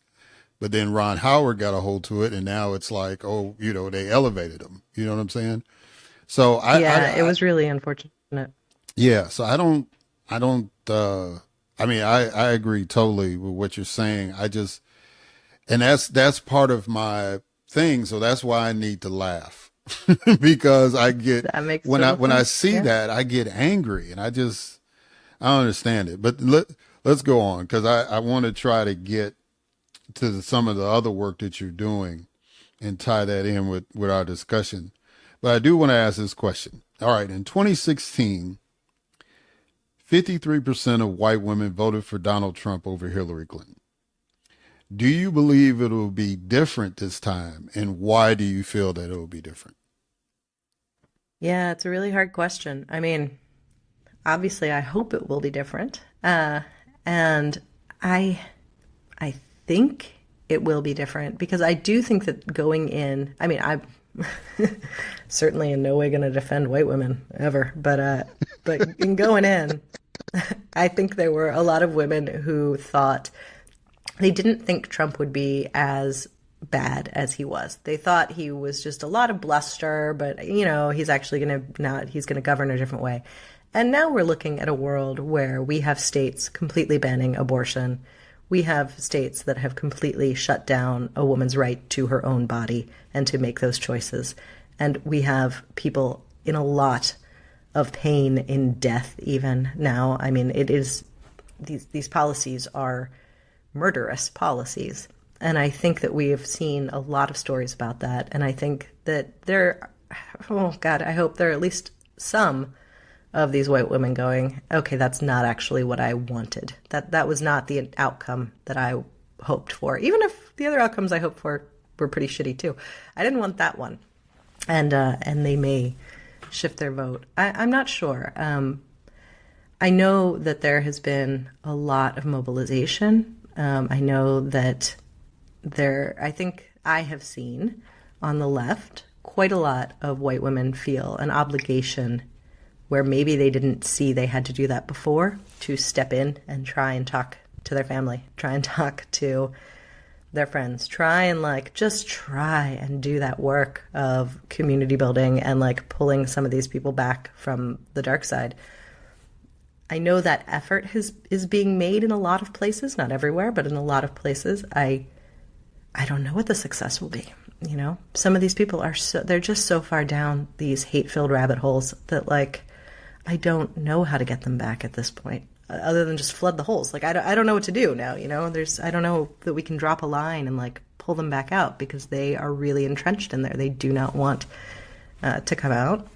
They've invested so much of their own personal identity in this world that it is a really terrible psychic loss for them. And I feel no pity, but I'm not sure how to pull them back. So I hope we see a completely different number, and I hope it is a much better number, but I don't know. Yeah, I'm a little more optimistic about it. As a matter of fact, I'm really optimistic. And to me, it's been about, from my experience, it's about acceptance and fitting in, right?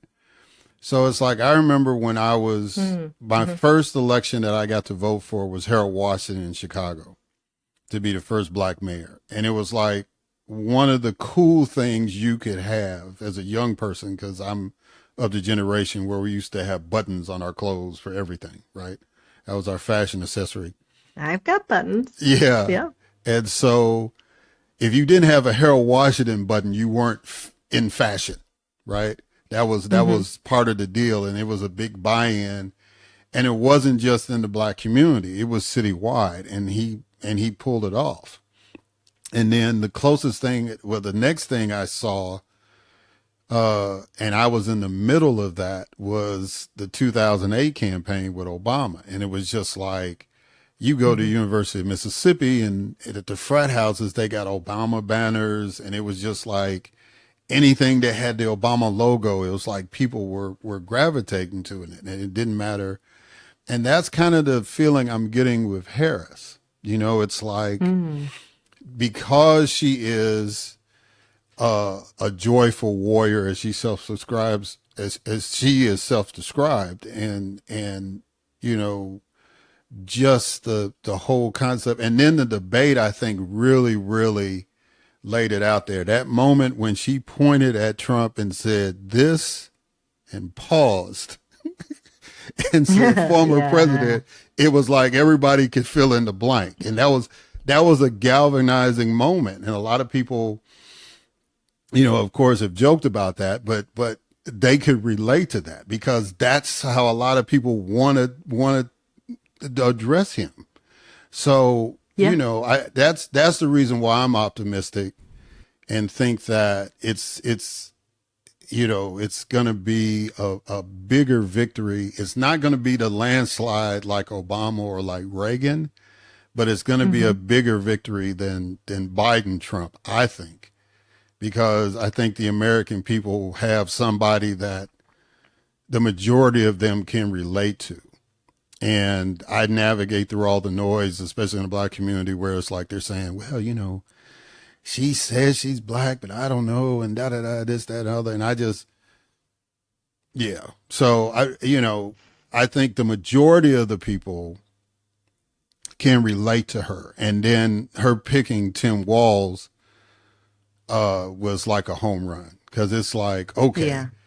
If you still got some issues with me, how about this guy? And it's like, oh yeah, he's America's dad. So it's like, okay, cool. Yeah, I am so happy that you are optimistic. I love hearing that, and I won't let myself feel it. I'm so traumatized from 2016 that I for two reasons. One, in 2016, right before the candidates were chosen, I was in no way a Clinton supporter. I had other candidates that I wildly preferred. But once it came down to Clinton versus Trump, I was, all in, of course. Like, between those two, there's no question.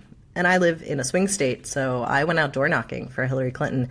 And I had so many people so excited, just being like, oh, we're going to win. Like, a guy just hugged me at the door and was like, we're going to win. And it was such a wonderful feeling. And I carry that with me, that false hope, of like, oh no, like I don't want to be there again where I'm going, oh my gosh, why did I think that? But the other is that for me personally, and this is not true of everyone, but for me personally, fear is a pretty decent motivator. I'm definitely the sort of person who's like, do I need to hand that in right now, or do I still have an hour? Like, I'll push things to the limit. So I don't want to be at the end of my night going, well, I could watch TV, or I could, do a little bit more to help out and go, it's fine. We're going to win. I can watch TV. Like, I need that little speck of like, I don't know. I need that gripping the table like, nope, never, ever stop being afraid. So I'm glad you are optimistic, and that will carry me. But I'm going to sit over here being just a little bit scared. Well, I think that's part of my optimism too, is because I think people, because they're scared of what happened in 2016, they don't want that to happen again. I think, the enthusiasm is going to be matched with the level of activism. That's what I've seen, because I'm in a quote unquote swing state too. And so, I think, yeah. I just feel I'm just looking at things, and just saying, yeah, I think we're going to pull it off. But now I want to pick your brain about taxes. Okay. Yeah. Trump said and I especially want to ask you this question. Trump said if he is elected, he will end the tax on tips and overtime. Do you believe him, and what impact will it have if those taxes were eliminated? Now, before you answer, I'm offended by this because this is 2024. So about 24, well, longer than that. About 24 years ago, I introduced legislation to eliminate the overtime tax in Mississippi. And actually, kept pushing, and then Katrina happened. So at least I got a vote on the issue.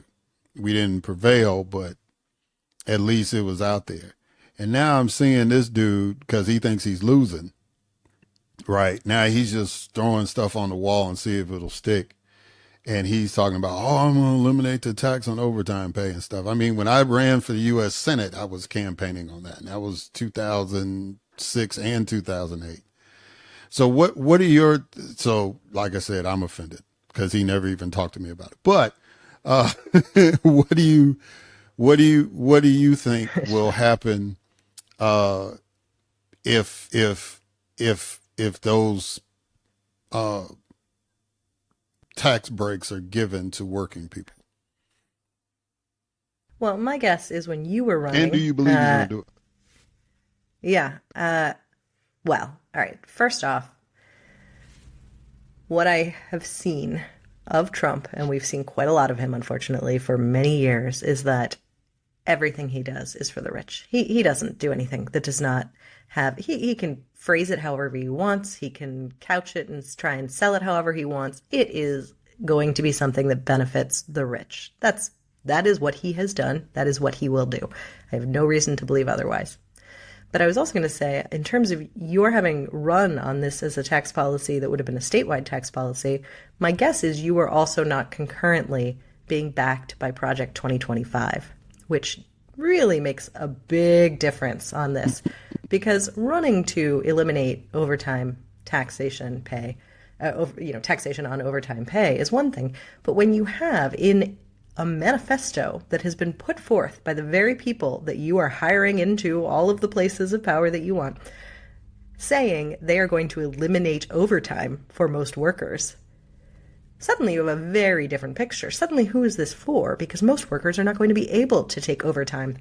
That's what they're pushing for with Project 2025. However, what you do wind up with, because you're doing it at a national, federal level, is you wind up creating more and more tax loopholes that the rich can exploit. And you can do that on the tips, and you can do that on the overtime. Because once you change the tax laws on this, you are incentivizing a huge amount of very wealthy people to reclassify the money that they are getting. Oh, no, there's no charge for this. It's you can leave me a tip. I'm your lawyer, you can just tip me. Suddenly, I don't have to pay on salary. Suddenly, the money you're giving me is tax-free. But if you are a worker, if you are a regular employee, you don't get to do that. You're not in charge of that. So you are now at the mercy of individuals who are going to be taking these tax loopholes and exploiting them.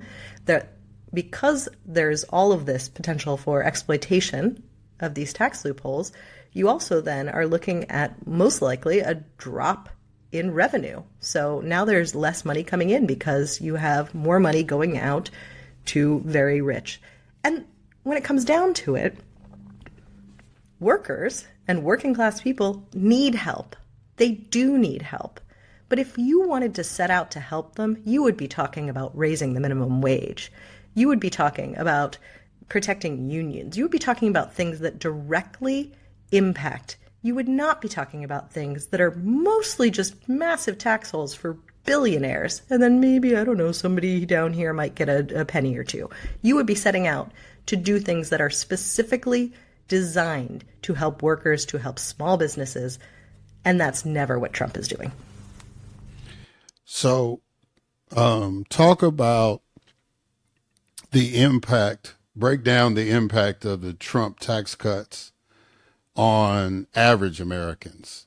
We hear about, he gave a tax cut for the wealthy and it's created this deficit and all that. What does that mean to somebody like me to just, I put my head down, go to work every day and come back and whatever? How does that tax cut for the wealthy harm or impact in some way average people? So the tax cuts for the rich, that have been going on under Republican administrations for the last several decades, including the 2017 Trump GOP tax law, they have given away huge tax cuts to very rich people. And they've done that. They increase our debt. They just take this money. They're giving away money, basically. And then the very same politicians who have pushed through these tax cuts turn around and go, the debt is too high. We should raise the age of Social Security. We should cut your Medicare and Medicaid. We need to cut services. Government spending is out of control. You people, you working people, need to stop being so greedy with all these things that you want. When in reality, the reason the debt is so high is because the money is actually going to billionaires. So it is affecting us very directly because they are asking us to bankroll tax cuts to billionaires. They're trying to take away our services and then give that money directly in the pockets of billionaires. That's what they're trying to do. They're trying to do it in this little slightly roundabout way, but they've done it repeatedly. It's this same cycle over and over. Tax cuts to billionaires, they tell you it'll trickle down, then they tell you, oh, the debt is too high. These tax cuts were the leading driver of the debt. They don't mention that. And then they say, oh, the debt is too high. Let's cut your Social Security. It directly impacts all of us. And it is really, really disgusting once you see how blatant it is what they're doing. Yeah.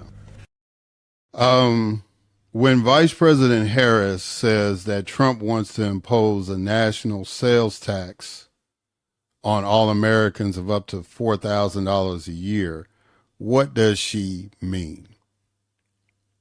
I'm not sure on that one, but I assume it's the tariffs issue because he has been continually talking about how he's going to keep costs down and that he's going to impose a bunch of tariffs. But what happens when you impose these tariffs, it's not that the CEOs of the companies go, no, well, I guess we can't buy that third yacht this year, guys. We have to take a little pay cut. That doesn't happen. They don't do that. They say, oh, cornflakes now cost $2 extra. Oh, okay. You're trying to buy a mattress? Well, that just went up in price. Okay. What do you want? What do you need? Your clothes? They're more expensive. Everything's more expensive to you, the consumer. And they continue to buy the third, fourth, fifth yacht. They need to have a yacht in every continent, of course, obviously. I would never tell them they shouldn't do that. But, every so often, maybe take a slight pay cut because you have excessive, extreme wealth. But instead, they just keep trying to build higher and higher mountains of wealth that they wouldn't be able to spend in one lifetime. Yeah, I think it was you who said that if the very first human being, yeah, I love this one. 100,000 years ago, very first human being said, you know what? Whatever I make, it's the first being. I want to make sure it's right though. It's the first being from 1 AD. So since we started calculating time, 2000. Oh, okay, so since 2020. Yeah, years. so just say 1 AD. If that person said, okay, I'm gonna start saving these coins or whatever, they just started currency and they just started saving it. Yeah. It's like they still would not be as much money as Jeff Bezos. Oh, nowhere near. They wouldn't even be a billionaire. And Jeff Bezos is a billionaire times, I forget exact how many, 30, I don't know how many billions of dollars he has. But yes, if they started saving $1,000 every single day, maybe it was, to begin with, $1,000 worth of pelts. I don't know, $1,000 worth of coins and rocks and whatever we used as currency early on. But $1,000 every single day. That's $365,000 a year. So just in 1 year, they would be in the upper middle class, right? Like that's more than most anybody makes. So in 1 year, they're already rich. But if they did that every year for 2,024 years, they would not be a billionaire. They still would not have $1 billion. That's how insane how much money a billion is. And people like Bezos and Musk, they are not simple billionaires. They have many, many billions of dollars. They have that times however many. Like I said, I don't recall off the top of my head, but it is staggering. And Elon Musk is currently on track to become the first trillionaire. The thing is, like, these are numbers we can't even comprehend. That's why I love those types of exercises, because, like, it doesn't make sense. They're just words. But this amount of wealth is so out of hand and continuing to grow at these insane rates. And so the fact that they put all of their time into being like, no, we can't pay more taxes. It's obviously not true that they can't. It's obviously not true that they shouldn't. They should. They just don't want to. They just like seeing that number change. It doesn't have any real impact on their lives at all. It is, I think there's something, it's like they've been running their head into a wall over and over repeatedly, and something got loose in there. It's not working the same way anymore. Well, it's just greed. And so my question in throwing that example out there, excuse me, you were the one worried about coughing. What is the appeal of voting for a candidate who wants to give these people a tax break? Why is that even a viable political strategy to say, well, I'm going to give tax cuts to these wealthy people that have money that none of us in a normal way could attain? Why does that work? Why is that even a discussion? Yeah, I think there's a lot of reasons, and many of them are sort of the culture that we grew up in. I mean, and I forget who the person was. This is a very long time ago, but said Americans do not consider themselves poor. They consider themselves temporarily embarrassed millionaires, which is sort of a general ethos that we have. There's this thought of like, well, but what if I'm rich? What if I get rich? Because we're told from day one that could happen in America. Anybody can get rich. And we're told it, but not in the same way that we're told like anyone can win the lottery. We get a little more like, yeah, but most people don't. You're probably not going to, your odds of winning the lottery are really stacked against you. But we don't say that with you could get rich in America. We say if you work hard, then you'll be really rich. So people have an internalized sense of, well, I work hard, so this might impact me someday. I should be thinking forward. So I think there's partially that. And then additionally, because we say things like, well, if you're smart and you work hard, you could be really rich. We then internally a lot of times go, oh, well, then the people who are richest must have worked the hardest and be the smartest. We make that connection. And therefore, they probably know what they're talking about. If they say this is going to hurt business, it's probably going to hurt business. If they're telling me it's probably going to, wreck jobs, then I guess it's going to wreck jobs. They know more than I do. Look how much richer they are than me. That must be how much smarter than they are than me. We have that internalized sense too. And all of that is utter garbage. It's just garbage. It is this sort of propaganda that we have created within our country. And some of it stems from like a place of good. It's good to have a sense of economic mobility and opportunity and hope, and there are positive things there. But it has ballooned into this belief that the richest know best. And also I could be one of those rich people too. And I think that impacts a lot of people often. And it's hard to break free of that kind of internalized belief system. Yeah. So the reason why I'm asking you all these questions relating to taxes and stuff is because you work with an organization called Americans for Tax Fairness. So talk a little bit about that organization, because you kind of talked about the origin of it, but talk a little bit about what this organization does. And I guess kind of to close it out, how can people, connect with that organization, and then how people can connect with you, to talk to you further about things. Yeah. Americans for Tax Fairness is a organization that is a coalition of tons of organizations that are coming together to fight for tax fairness and to fight for a tax code that works for everyone, not just billionaires. And so we do a lot of work trying to put out more information and connect people and groups together. So you can go to our website at americansfortaxfairness.org and sign up on our mailing list. We send out information regularly. And additionally, we often speak. We work with groups on the ground in states and local communities as well, who maybe want to have someone come talk to them a little bit more about the tax fight and what it means. So happy to do anything really that will spread this kind of message. And then people are also welcome to reach out to me as well. You can find me via the website of Americans for Tax Fairness. I am online pretty much everywhere that a person can be. I'm Maura Quint at most places, and on Twitter, I refuse to call it X. I am still behind your back. I have an account there, though I don't use it regularly, but people are welcome to contact me there as well. Well, Maura, again, it's been an honor to talk to you.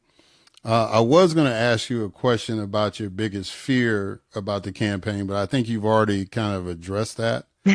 And since I've got you in an optimistic mode, I don't want to pull you back into that. But Thank you. but I really, really am glad that one, that you came on, and two, that I really appreciate your contribution, not just as far as dealing with your organization and pulling together other groups to try to shape policy dealing with taxes, but just your presence in offering us an opportunity to smile at this chaos and to take a moment to laugh at ourselves. I think that's invaluable, and I wish you much success and encourage you to continue to do what you're doing, because we need that. Thank you so much. I really appreciate that. And thanks so much for having me on. All right, guys. So we're going to catch y'all on the other side.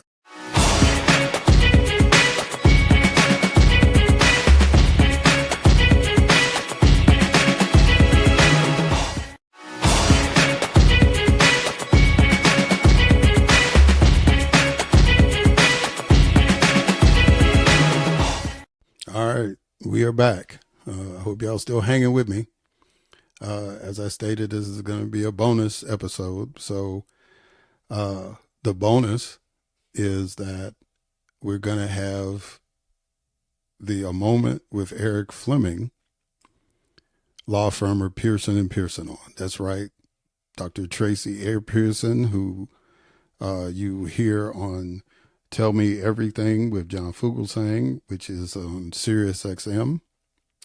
Sirius XM Progress 127, and the Honorable Melba Pearson, who has her Mondays with Melba web show and her podcast, The Regular Legal Diva. So I am honored to have another episode of Pearson and Pearson for y'all. And we were supposed to be talking about the results of the sentencing with Donald Trump. Since that did not happen, we'll get into why that didn't happen and some other things. But ladies and gentlemen, it's my distinct honor and privilege to have another installment of Pearson and Pearson.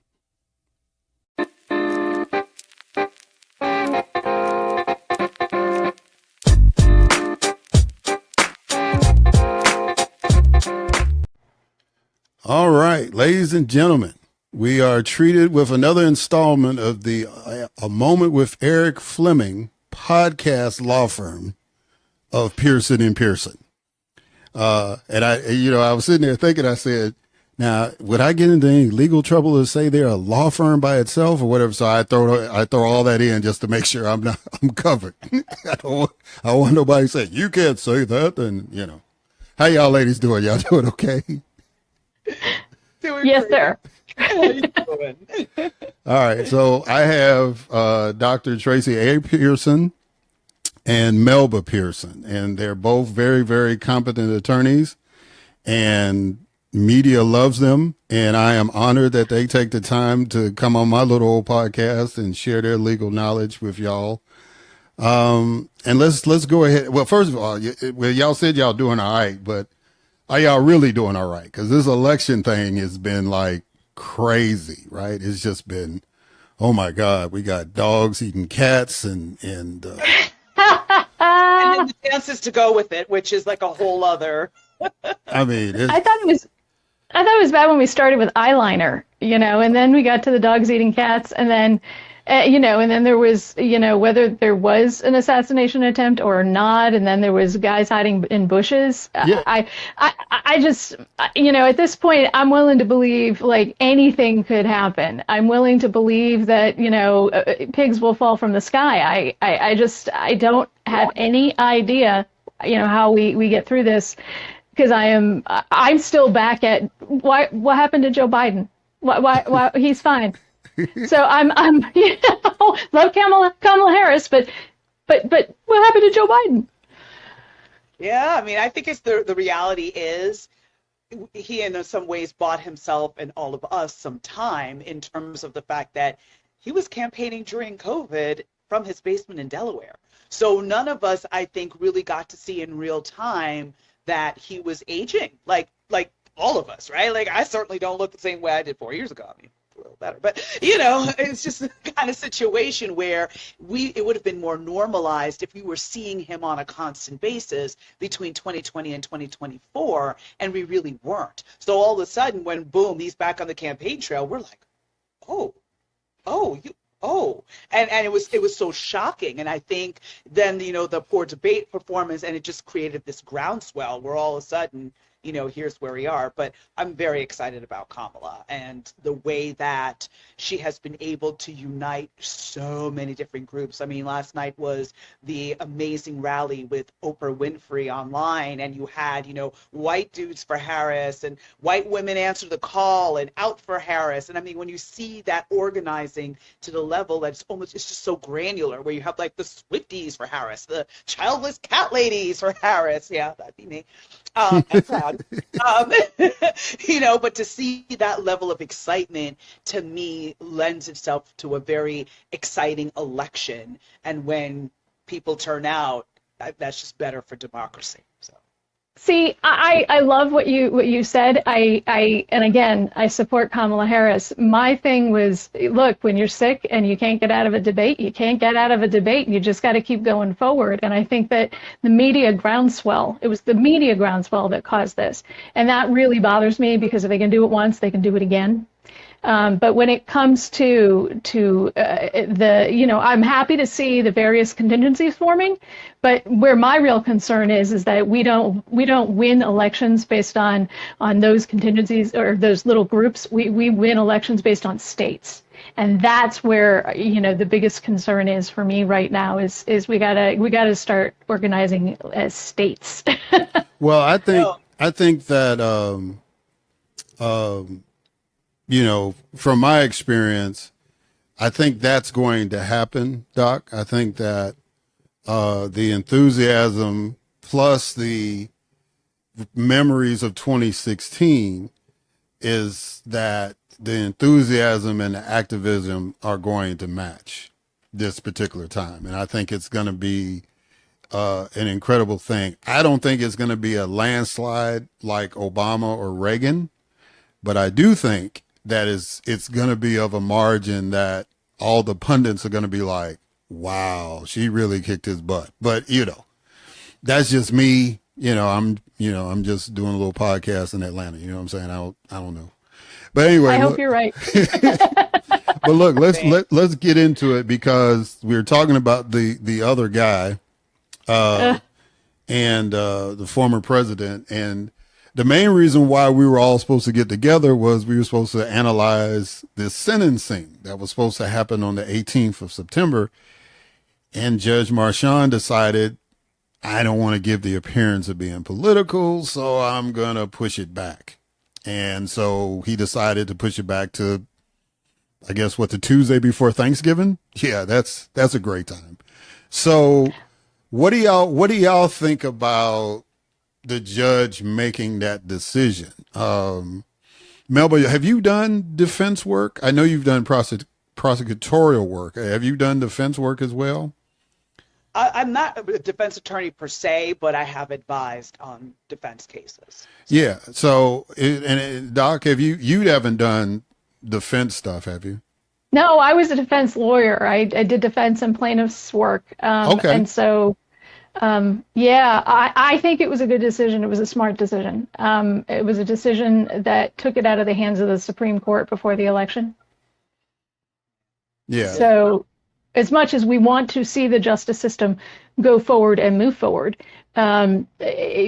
we also have an election that's pending, and we don't want a decision made by a judge that is important, and I have some thoughts about that, but that is important to impact this election one way or the other. It's just so odd. It's kind of like that whole shifting goalpost type of situation, right? So there's always this fear, like, for instance, I believe it was in 2016 when the Comey memo that dropped and basically was pointed to as one of the reasons why Hillary Clinton lost the election. And it's like, okay, the former president gets this grace, but at the same token, Hillary Clinton didn't get that grace too. Right. And I mean, granted, slightly different situation because with Hillary Clinton was more of a memo. But, again, there was somebody opining from the criminal justice system as to, guilt or innocence or, basically should charges be filed, et cetera, et cetera. Again, it's that October surprise that ended up harming her campaign. So I get it from the perspective that we don't want to have the appearance of, trying to come down on one side or the other. But at the same token, I think it is important for the American public to see that justice should be meted out the same for everyone. And no one is above the law. And if it was Ray from around the way, guess what? He'd have been sentenced within 3 months of his conviction, period, end of story. And so now 45 gets the privilege of not having to go through a public, sentencing in advance of the election. And at the end of the day, everybody knows he was convicted. Like, that, this isn't a secret. Like, he was tried, and regardless of what the sentence ends up being, you either are going to truly believe that this was a frame-up conspiracy, or you're going to believe that this was a right and just conviction. The sentence is not going to change the opinion, I think, one way or the other. So I'm kind of torn, is my point. I think that from my perspective that the sentence, you're right, he was convicted, and that's where I am. He was convicted of 34 counts. I mean, end of story. But you're right in wanting to see justice meted out the same way it would be for any one of us. But I think that the other piece of this is that it may be a tea leaf, it may not be. He is holding it off to after the election. And I happen to know that in New York, when a sentence is issued from the state court, it is stand committed time. So they are taken into custody at that moment. They don't get to come back like they do in federal court, at a later date and report to the Bureau of Prisons. They are taken into custody on that day, in that moment, when that sentence is meted out. And so I feel like I have a little bit of hope here that, based on my reading of the facts, he's absolutely, and the sentences that have been given prior in various cases related to these charges, that there is some hope here that he will be incarcerated. My hope as well. Yeah, well, that makes three of us. So that kind of leads me to the follow-up real quick. Well, I guess we kind of answered that. We hope that he's going to be incarcerated, but do we really think, does the Teflon magic continue? Does he just get an ankle bracelet, or does he actually, get to spend some time behind bars? What do y'all think? Y'all think he's actually going to do some time regardless of the results of the election? I never predict anything. If you know me from being on media, and I've been pushed into these situations, not that you're pushing me, Eric, but I never predict. What I will say is that based on my reading of the facts and my knowledge of the way the New York court system works, I went to school in Syracuse, New York, and law school in Syracuse, New York, and did a lot of work in the New York court system, that they don't play, they don't mess around. They tend to be straightforward when it comes to things like this. And based on the charges and based on prior sentences, people who have cooperated and pled guilty get probation, they get community service. People who don't do that serve time. That's what the history of these charges shows based on the convictions that we've seen. So if history means anything, the court is going to issue a sentence. How long that sentence is really a question. It could be up to 4 years. And if I had to guess, not predict, but guess, I was thinking along the same lines just because of the volume of the charges and all of that. But my concern, this is why I'm making it very clear and agreeing with Tracy that, this is a guess, is that we're not doing anything based on history. We're sort of like in uncharted territory. We've never had a former president be convicted and there even be a debate as to whether or not, he should be going to prison. Usually it's a matter of, you think about Nixon and how to avoid impeachment, he ended up, basically resigning. And so we're more used to wrongdoing in that context, not seeing a former president actually be sentenced. So, we're in completely uncharted territory. If I had to guess, I could see something of 18 months to 2 years. I don't necessarily see the full 4, but, and anything is possible at this juncture. Well, and the other thing is that we don't know what the prosecutors recommended. At least I don't. I haven't seen his recommendation. And that is going to matter significantly. If we put a lot of weight on the judge, what the judge is going to do, but the prosecutor hasn't weighed in as far as I know. And so if he recommends jail time, typically in my experience, the court is going to give deference to the prosecution. They do tinker here and there, but there's some other cases out there where that hasn't happened. But here, I would expect that the court would at least give some deference to the prosecution's recommendation. So it's up to them. And I would expect that the prosecution would be asking for incarceration. There's no universe where I see they would be asking for that. The question is, is the judge going to split the baby and say, okay, you've asked for the max, defense wants probation, I'm giving 2 years, or again, because of the political ramifications, maybe it's a year of house arrest followed by, because again, you have to think about the security aspect, because we've never had a president go to prison. So now Secret Service is going to literally have to serve time with him because, there's enough trouble trying to keep him safe because he wants to change his mind as to where he wants to golf. Certainly you can't have him in general population in prison. So, there's going to be that logistical aspect, and that's my concern in terms of, maybe deferring and not doing a prison sentence because of concerns with regards to security. I don't know. See, I'm not concerned about the security at all. The Secret Service can park a car outside, and he can be put in the secured housing unit in an individual cell and put an agent outside that cell, and that's where he'll be. Or I think James Comey even talked about this. They can put a trailer at the end of the yard, and that's where he can be. And they can put Secret Service out there under a tent, and he'll be all set. He certainly can't serve in general population, but he absolutely can serve, and Secret Service will make do. They work with folks all the time on not this type of thing, but work with law enforcement all the time. Yeah, well, look, Trump is crazy enough. He probably would want to be in general population, right? Or they could give him. Yeah, that's right. They all love me here. Or or they can give him the Mike Tyson treatment because, with Mike Tyson, they stuck him in a juvenile detention place instead of a regular jail in Indiana. So which would be probably appropriate for him too. But anyway, all right, indeed let's kind of, since we're still in New York State, let's talk about Diddy. Mr. Sean Combs. So might be in the cell next to the former president. Right. Look, look, the internet is undefeated. They've already got it all mapped out. They talk about transferring R. Kellee too. It's crazy. Yep. But now, on a serious note, the streets are saying, okay, yeah, Sean probably did all that stuff. If the feds put a case out there, he probably did all that stuff, right?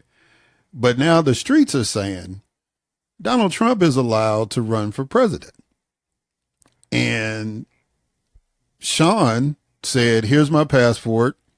I only need to go to my home in New York. I'm not even going to go to the home in LA. I'm just going to go to the one in New York and the one in Florida.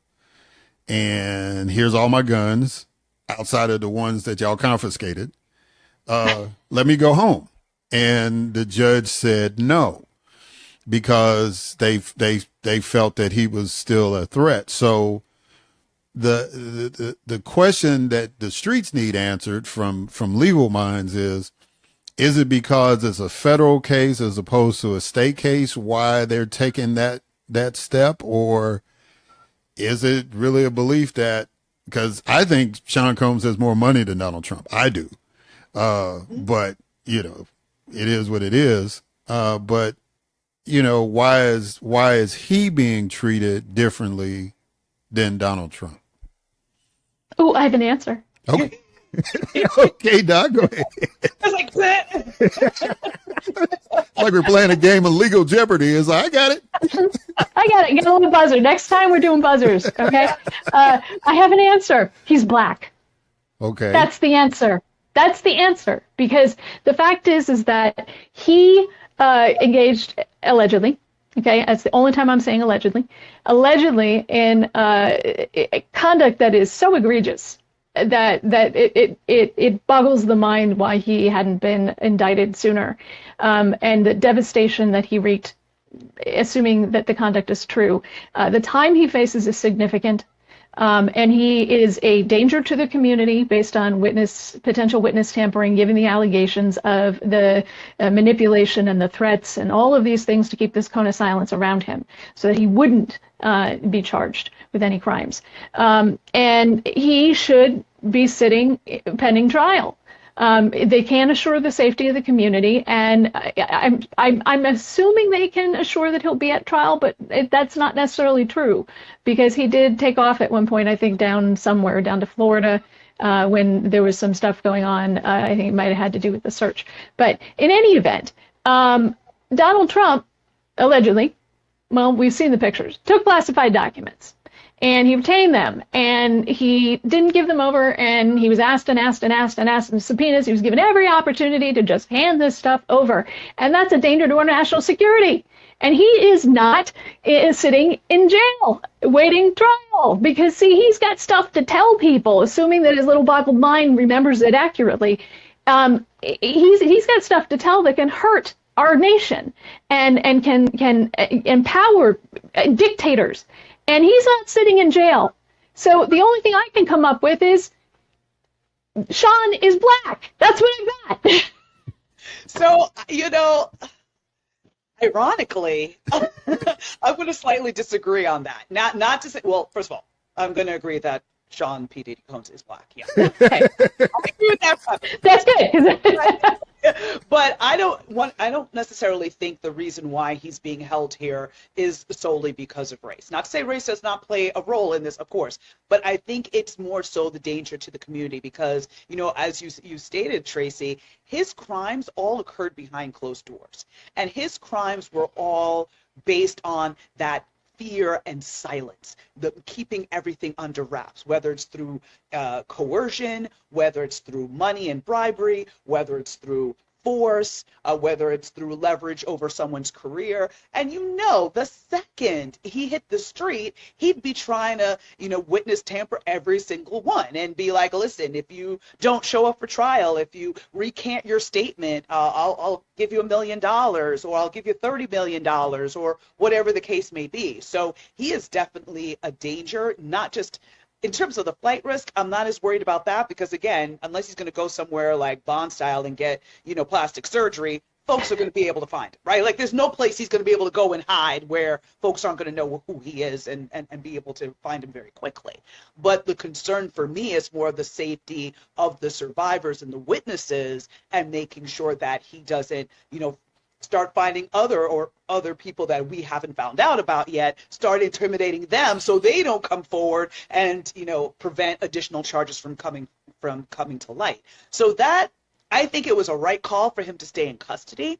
However, in comparing him to number 45, the concern there is that there was just, as I mentioned before, so much deference because he's a former president. He's running for president. We've never had this playbook before, and everyone is so scared of getting it wrong that they're like, okay, hands off. I'd rather not do anything. I'd rather bend over backwards and give him more rather than somehow be on the wrong side of this or be called out by the U.S. Supreme Court or something along those lines. So I think the fear of his position is what resulted in him being able to have 4 different cases pending and be out of custody. Yeah, but you know, and again, I respect y'all viewpoints because y'all actually went to law school. I just got accepted and then walked the other way. It was a smart one. But Your pocketbook, thanks. but Indeed.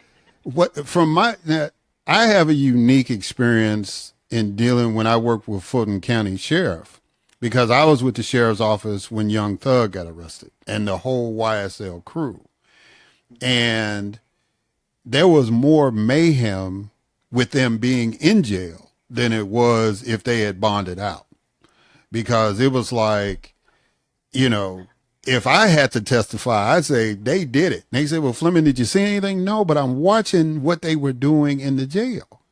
So fortunately for me, I had Grady detail. I had hospital detail, but not really fortunate because I was dealing with the aftermath. It's like these guys were in and trying to initiate people and beating them up and extorting them for their commissary and all that stuff. And it turned into, and so, you know, we're looking at when y'all going to put these folks on trial? How long is it going to take to get these guys so we can get in the shuttle program with them to keep them out of the cells for like hours at a time? You know what I'm saying? Because the longer they were in there, and I'm thinking with Sean's situation, it's like the tampering because of his influence, right? It's going to happen anyway, whether Trump was in jail or not, or Combs in jail or not. As far as the witnesses go, they have supporters, they have true believers, fans, and they're going to do that tampering stuff to me. And I think, you know, he is a rapper. He's not like Trump trying to sell gold shoes or anything. He actually is a rapper. So he actually does have people that'll be in the jail that are fans. And I don't know what kind of chaos that's going to have. You understand what I'm saying? I'm not saying that criminals should walk free, you know, because of their status, but it's like if you were going to give deference to a guy running for president, it seems like that a guy who basically is one of the top music industry moguls, right? His status in the culture is just as popular, if not more popular, right? You know, I mean, to me, I mean, all those things have to be weighed in. And I'm kind of leaning with Dr. Tracy. I think the race thing played more of in this instance because it was like the way the judge was talking and stuff, you know, you did this and blah, blah. It's like, you know, I get the guns and all that, but the 1,000 bottles of baby oil, I don't know if he's that much of a threat or not. I don't know. Cassie? I was like, did you guys see the video of how he beat Cassie from one side of that hotel to the other? Yeah, I got that. Like, yeah, I got that part, but I'm just, yeah. Pull over a balcony? Like, I don't think either of them should have gotten deference is my thing. Like, I'm not saying that, you know, the 45 should have gotten deference. No, he should not have gotten deference. He should have been campaigning from a jail cell same way. Like right? Eugene Debs. We actually did have a presidential campaign candidate run for president in jail, and he got over 1 million votes. Just a historical reference. I think there's an interesting, that's nuts. I think that there's an interesting piece to this, which is that Sean, in fact, yes, rapper, yes, I hear what you're saying about the jail, but he is of the Hollywood community. And when I started to think about this case, I started to think about these white parties that he would throw and all of these events and all of the celebrities that would attend these events. And then it was almost as if I thought about it, the pictures started to make their way out onto the internet of people like J-Lo being at these parties. And I think when we think about sort of the threat that he poses, there are people in Hollywood that know about this, just like there were people that knew about Weinstein. And the prosecution right now is either cutting deals or interviewing. And I think that once you've been indicted by the feds, they've got you dead to rights. I mean, it's very, very hard to sneak out from underneath that unless, of course, you know, you're given deference in terms of 45. But when I think about this, I don't think about sort of like straight characters here. I think about Hollywood moguls that know that this was going on, and how much information do they have? And how much information do I want to get? And how many people do I want to flip and secure deals so that we can, we haven't seen people like J-Lo and whatever coming in and out of courthouses for grand juries. So how many people do they have at their disposal to lock up this case? And I think that may figure into it more than a concern that he's going to have another party and drug some people and rape them. But I think that for here, I do think that there's a race issue. If we were to put President Obama, okay, which is it is completely unthinkable, okay, that he would ever do anything even remotely conceivable of what 45 has done. And we put those together. And if President Obama was the person, President Obama would be sitting in jail. Okay, me as a white person, I'm saying that. Okay, he'd be sitting in jail because that's the system. That's the way the system works. I don't think he'd be getting the deference. I mean, they're still arguing about where he was born. So, and if you've ever heard me on Sirius XM, the first thing John Fugelsang says on his show when somebody calls about and he spots a racist, he says, "Where was President Obama born?" I mean, it's still out there.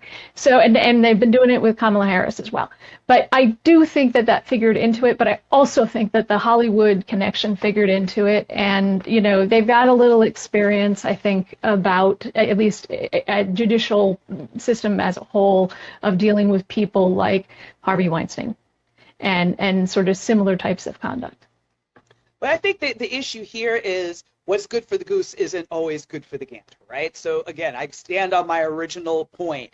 I think that both of them should have been held no bond, period, end of story, right? Yes. But again, in looking at the uncharted territory of a president being in the criminal justice system, nobody knew how to act. Nobody knew how to handle it, right? So, it's kind of hard because you have to divorce that from everything else. If it was, now if we're comparing Harvey Weinstein to Diddy, okay, well, Harvey Weinstein was able to be home, right? He wasn't held beforehand. Now, if you're giving me apples to apples on that, yes, that was completely about race because they are literally charged with the same types of activities. They did the same types of things. They perpetrated the same types of harms, used the same types of tactics to keep people silent for decades. So right there, apple to apple, that's race. Well, see, and but between 45, I think there's another layer that we have to consider, which is why I'm kind of. Yeah, well, Melba, I'm gonna say this. It's like, see, he didn't use Sean, and I don't want him to get an illness, let alone fake one. But it's like, Bill Cosby all of a sudden couldn't see. Harvey Weinstein couldn't walk. All of a sudden, it was like the day before they got indicted or arrested. These jokers are out doing shows. They out having meetings. They doing everything, and then. Next thing I see, Harvey Weinstein, he walking with a walker. So, maybe the Sean should have came in with a cane or something. I don't know. But anyway, we'll leave it at that. Well, allegedly they're saying he's suicidal now and is on suicide watch. So not a joking matter, but Yeah, so that means he's gonna be wearing the green Ninja Turtle outfit and stuff. Oh my God. Okay. And he's in a terrible. he's in a very terrible facility. It's a facility that has some serious issues when it comes to just physical facility. I mean, that's the same one Epstein was in, right?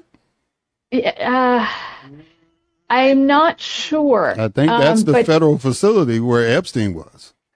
I hope not. I hope there's another one. I mean, New York is big, so hopefully there's more than one. But I'm just saying. Yeah. Yeah. I mean, he's in the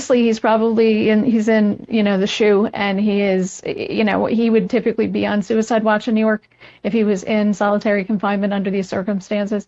But I think that, I mean, when I looked at the allegations, I read, first of all, I've said this before, this is probably the most, if you can say this about an indictment, a most beautifully written indictment that I've ever seen. It was clear, it was crisp, it was concise, and 14 pages, my printer loved it. The way the charges are stacked it was very well thought out. A lot of care was put into this, and they are seeking sentence enhancement here, which is going to get, net him potentially, at the very most, 25 years if it's consecutive, or rather if it's concurrent, or 35 years if it is consecutive, if he were to be convicted on the underlying predicate offenses as well. Yeah. And they would sort of dump the RICO sentence, which is 20 years, and go with the larger sentence. It is enormous, and they're seeking forfeiture, and they've pled forfeiture, so they want all of his property and assets. Yeah, it's going. He was selling off everything. Yeah. Right. Yeah, it's going to be devastating to him, and like you said, when the feds usually lock in on you, it's never a good situation. All right, so let's get off of that, and there's a couple other topics I wanted to get into. One, let's deal with Elijah McClain first, because I've actually had somebody that's going to be on this podcast. They sent me a quote from the McClain family. So the Elijah McClain situation, young man in Aurora, Colorado, gets stopped by the police for no reason. He starts hyperventilating, all this stuff. He's going through. The police did some things to him, and then he ended up in an ambulance, and the paramedics gave him ketamine, and they gave him too much because he only weighed like 145 pounds, and they said that the amount they gave him was like for somebody 185 to 200 pounds. So after 3 days, he died. And it didn't catch it happened in 2019. It didn't catch national attention until the summer of 2020, when all those other tragedies were taking place. And so the judge who sentenced the paramedic that actually stuck the needle in, he gave that guy 5 years. But now the judge has come back and said, after, I think in Colorado is some kind of provision, after 3 months, the judge can reverse the decision and change the sentence. So he changed the sentence from 5 years in prison to now 4 years and some change probation. What kind of explain how that goes and how y'all feel about that? Well, I would say that that's not normal.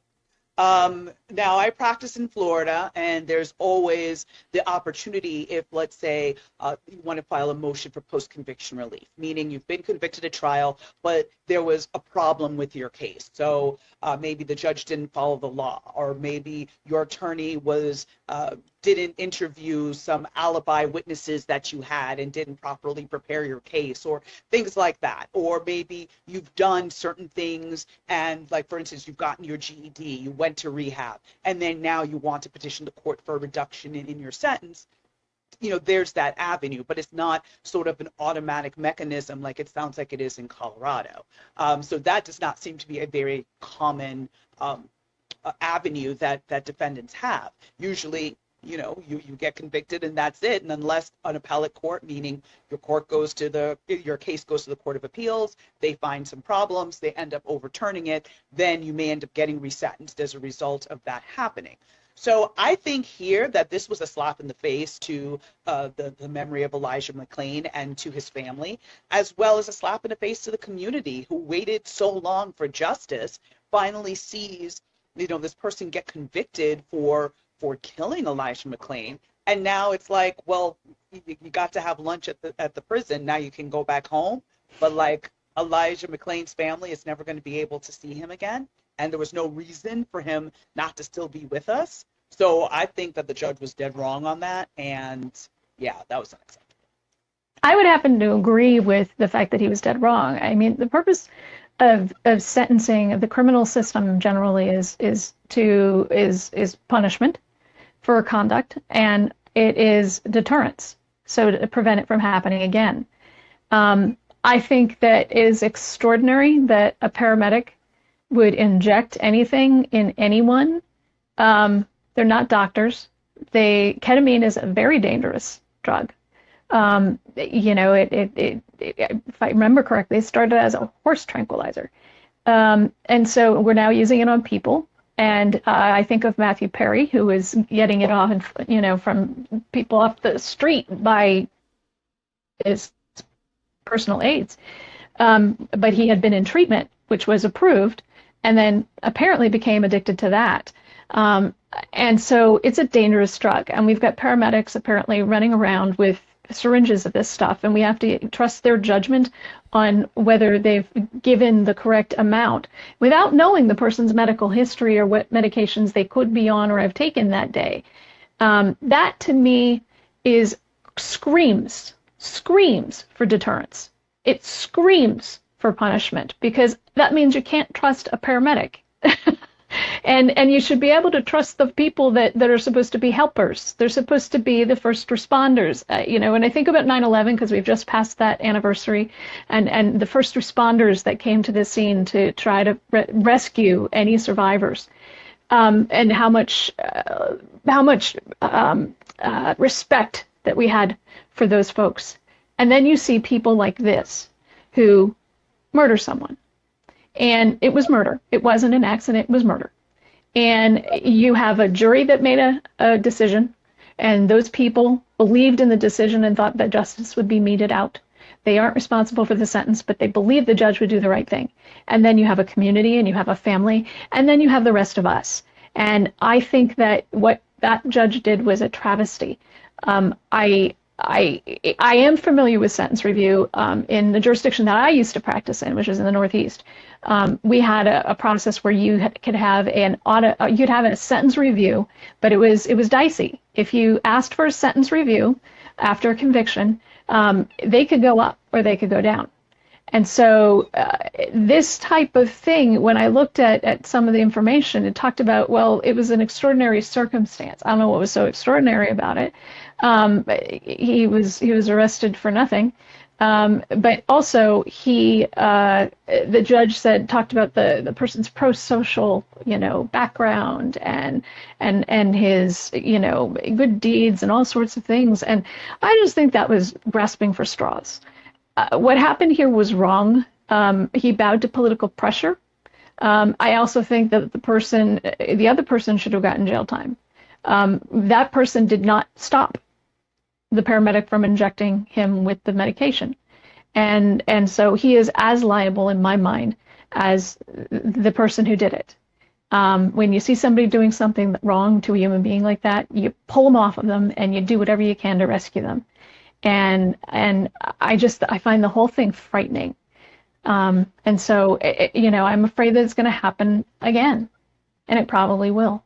And that's the thing, that whole deterrence piece, because again, we have gotten to the point where, we have body cam footage, we have all these different tools that we've been able to use in order to get accountability when especially unarmed brown and black people get murdered by state actors. We, had evidence, like, for instance, as we saw in the Derek Chauvin case, right, and how all of that evidence was able to come to bear, and finally we're able to start seeing convictions. So if we see judges now bowing to political pressure, bowing to racism, and now basically undoing the forward motion that we've been able to have, we're in a very scary place, y'all, which is another reason why elections are so important, because again, folks are very focused at what's happening at the top of the ballot, but judges are often elected positions in most jurisdictions. Prosecutors are elected positions in most jurisdictions.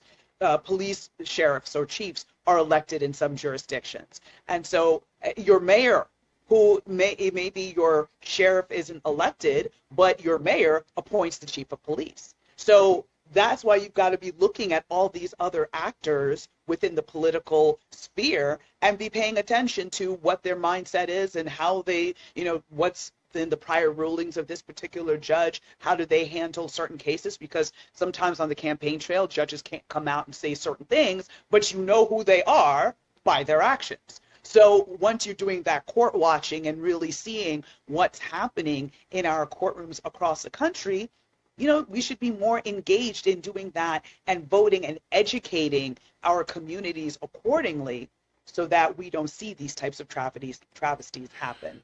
at least there's some accountability from a voter perspective. One of the things that I want to add to that is that federal sentencing, this is not a federal case, but federal sentencing guidelines exist. And when I was in law school and when I was a practicing lawyer, I hated those damn things. The book is like yay big. It's like 3-4 inches big. And if you were to actually buy the book, and it requires all these calculations that have to happen. But what it was implemented to stop sort of this type of thing, which is this just inequitable sentencing and the level of personal either bias or implicit bias that was brought into the sentencing process. And if the audience has a chance to look at this, you can see it online. Just look for federal sentencing guidelines. It makes lawyers batty trying to explain to their client what it is that they may be facing. But I am shocked and surprised that it hasn't filtered down into these states. And because it was introduced by, if I recall, Republicans.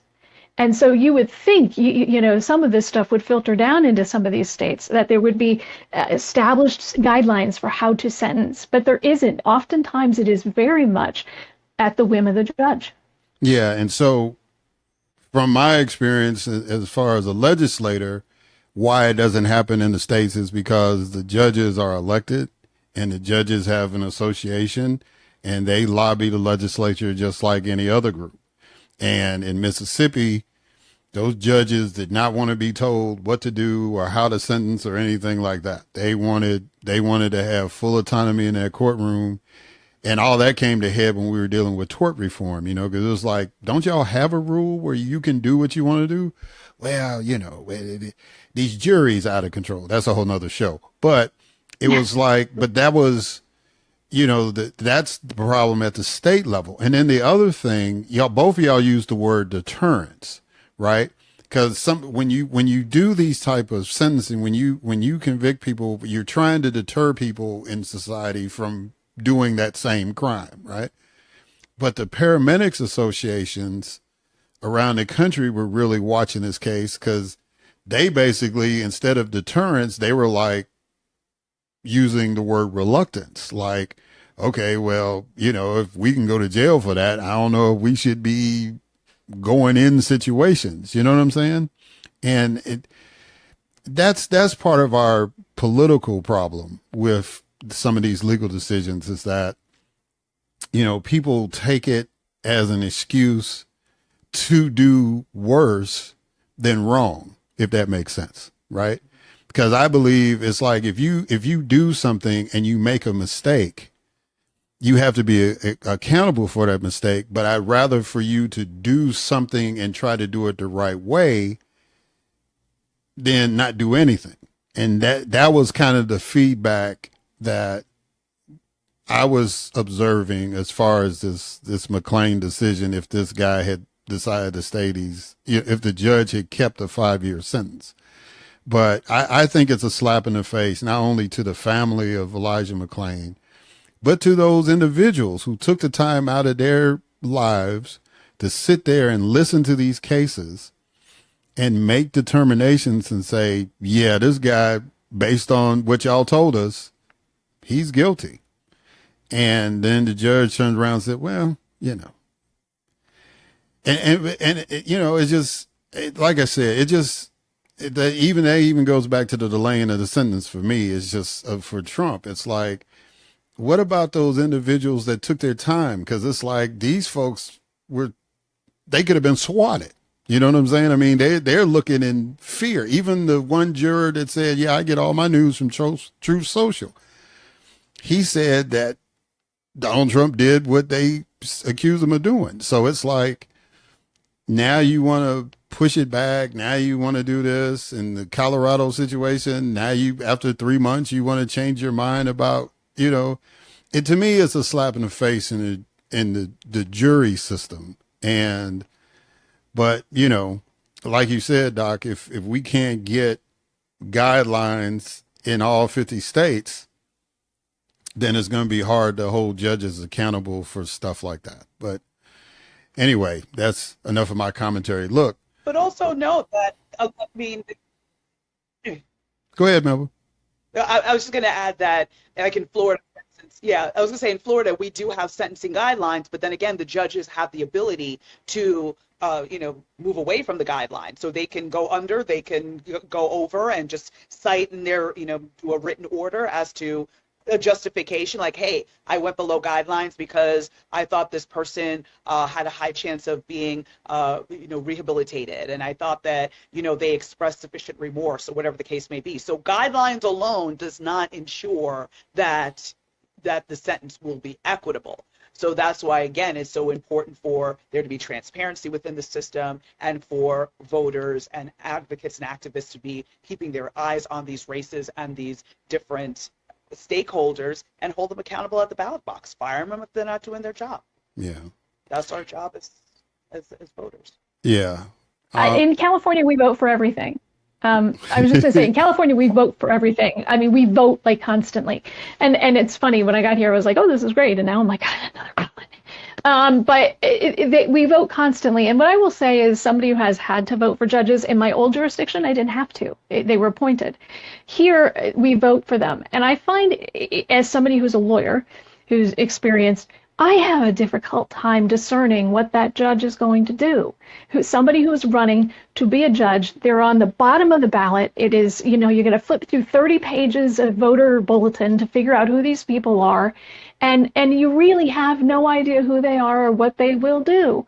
And it's a very murky area to try to make a good decision. And so if I'm having a hard time, I'm sure people who other people are having a hard time trying to figure out, well, who do I check off on the box? Yeah. In Chicago, when I first started voting, it's like the high profile stuff you saw on the news. Okay, I've made a decision on that. And then we had to vote on stuff like judges, trustees for the University of Illinois College Board, and look, I'm just going to tell you, in Chicago, based on what neighborhood you lived in, that's where you're going to get your votes from. If you had a Polish sounding name and in those Polish precincts, you were getting a vote on that trustee board. If it say, Tyrone Smith, oh, he sounds like he's black. Okay, we're going to vote for him over in the South Side. You know what I'm saying? And just if they had a Latino name, okay, Pills of the neighborhood, they're going to vote for those people. So, and basically it was like the top 8 people out of like 30 something names. The top 8 people got to serve on the trustee board.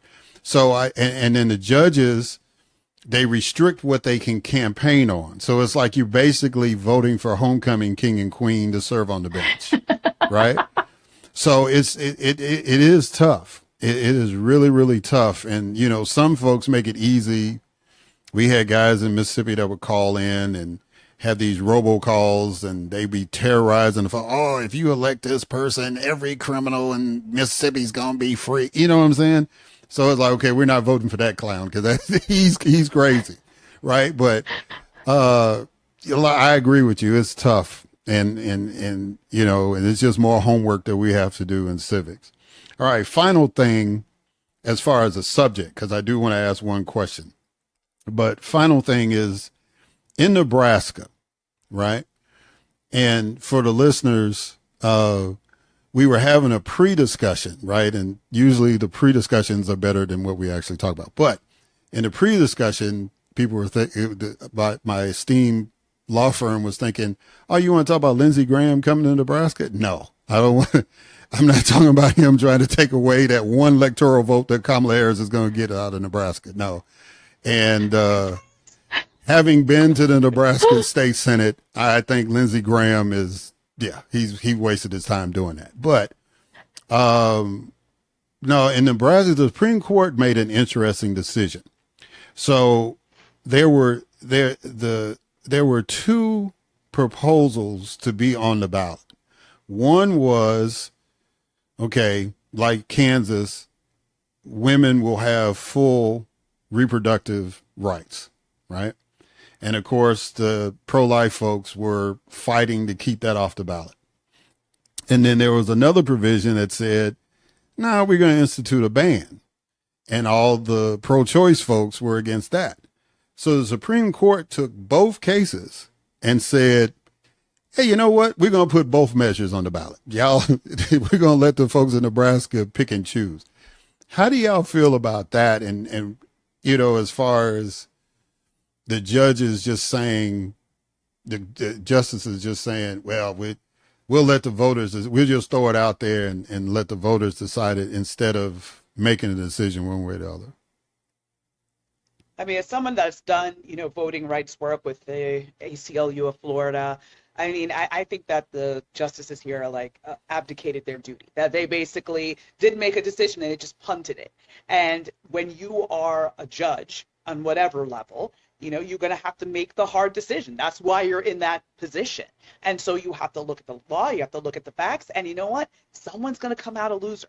That's how it always goes, right? Unless, it's a situation where there was no negotiation, but even still, somebody's giving up something that they didn't want to, right? So at the end of the day, now you've set up a situation where you can easily confuse the voters because there might be something in the wording that, well, I don't like the wording and how the pro-choice, amendment sounds, but there's something else that resonates with me with the abortion ban option. So that's why when you do ballot initiatives, it's got to be usually one topic, very easily understandable by the average person. So the language is simple and straightforward and not in a way that, it confuses people. And so I just see that there's going to be a challenge after this, after this electoral cycle. And, because it could end up being split 50-50. And then what? So do you have a ban or do you have full, autonomy over your body as a woman in Nebraska? So I could see legal challenges coming from this, depending on what happens in November. So this was a very messy decision and problematic, and I think they got it wrong. They needed to pick one. I think that I agree with you on the perspective that things need to be clear. I know that in Ohio they played some games with an initiative out there and the wording of things.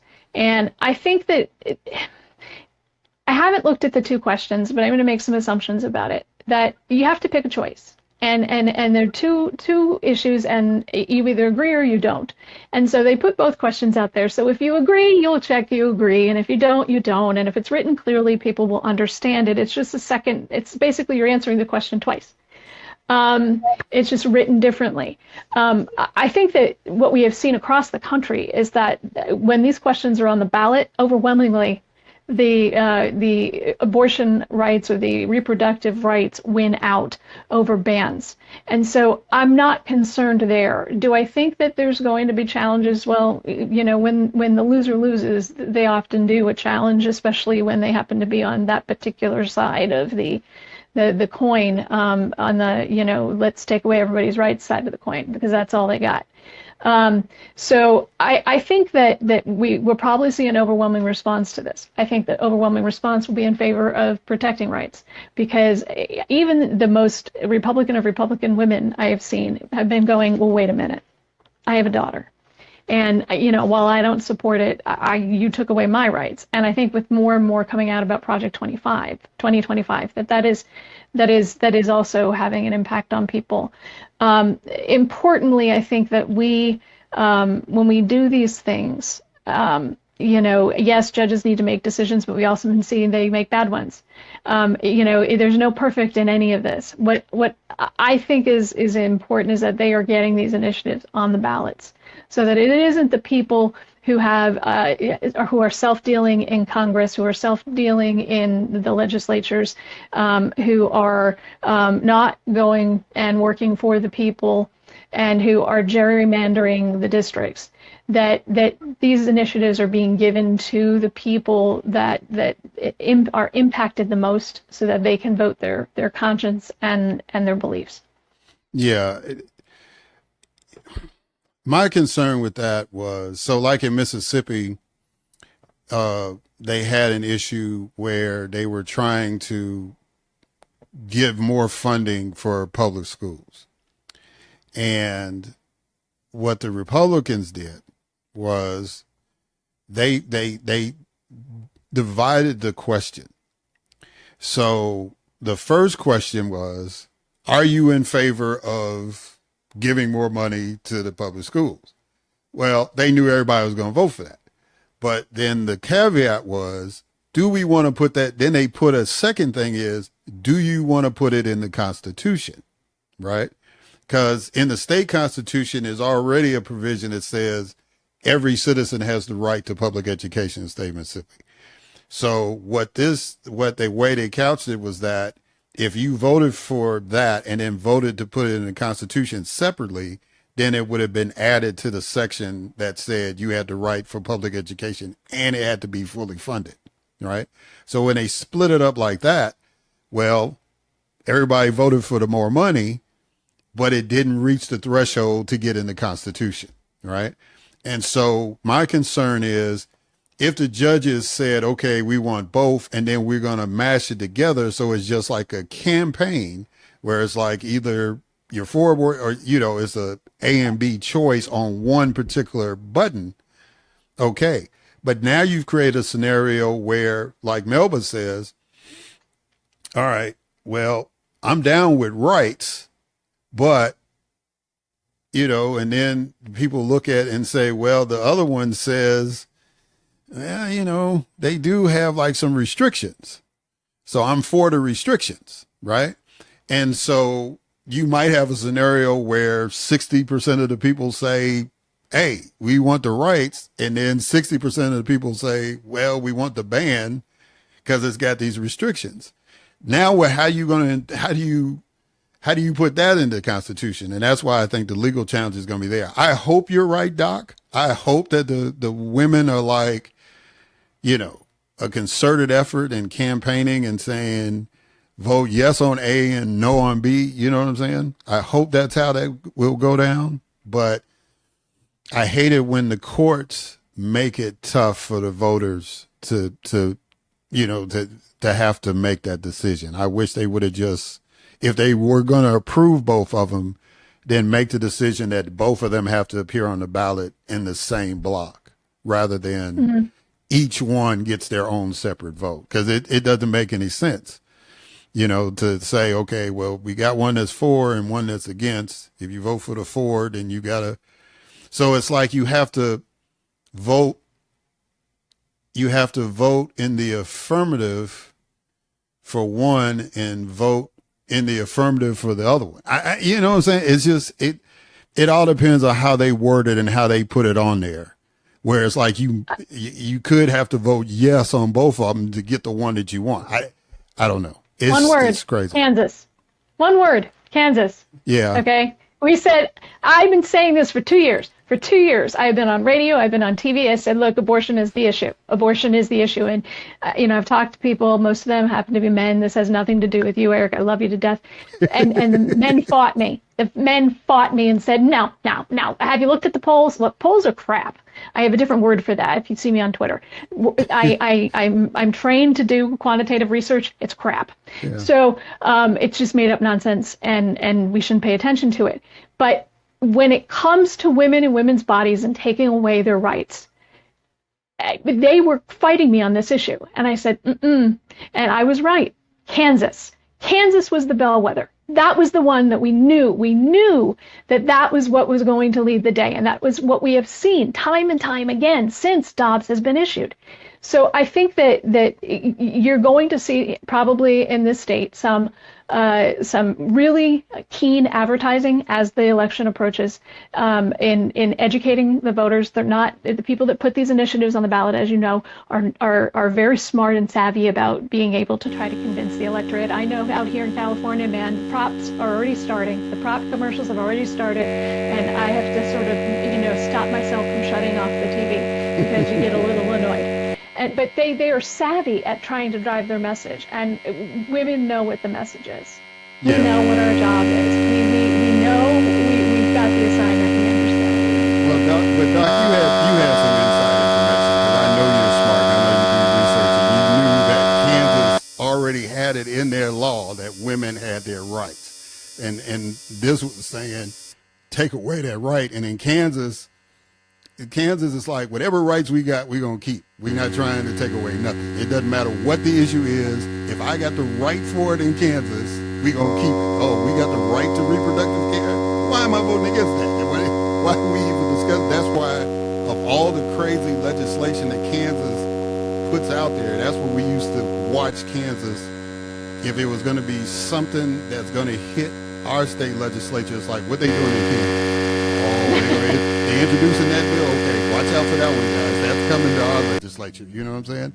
So, but in Kansas, they weren't getting anything passed because they kept saying, the Supreme Court's going to rule that unconstitutional because it's a constitutional right for women to have reproductive rights. So when they tried it in Kansas, I was probably one of the few men, Doc, that knew that wasn't going to work because Kansas, the whole premise of the state of Kansas is about we want the right to do what we want to do. That was the Bloody Sunday, all that stuff. That's the history of that state. So if there was any state for the conservative folks to make a mistake, it was Kansas, right? And once they got beat up in Kansas, it was like, and then Ohio, they played the game with, well, we're going to change the threshold. And people said, oh, so that means more of us got to vote for it. Okay, fine, we'll do that. And then they moved the date when they figured everybody was going to be on vacation. Everybody cut their vacation short and showed up, right? So, like you said, it's going to be a driving force, and I believe that reproductive rights will be protected in Nebraska, but I just did not like, as a former legislator, I just did not like that the Supreme Court said, oh, well, they'll get to vote on both of them, and, let them have fun with it in November. We'll deal with it later. Yeah. All right, so look, it's time to go. We well past our curfew, but look, so I know y'all don't like making predictions, but I want you to give me a hypothetical date when the last election challenge for 2024 will happen. Just throw one out there. It's like, if you think it'll be all over on January 7th, 2025, okay. If you think it's going to be over Christmas, December 2025, what, because just like you mentioned about the legal challenges, Melba, it's going to be, this election is going to be challenged no matter who wins. And so exactly. I'm just, y'all best legal minds, give me an educated guess when you think the last challenge will happen. January 6th, when the vote is certified. Okay. Because after that, it's certified, and who cares at that point? No judge that we've seen so far, even judges that he appointed, were willing to listen to him and agree with him on his challenges.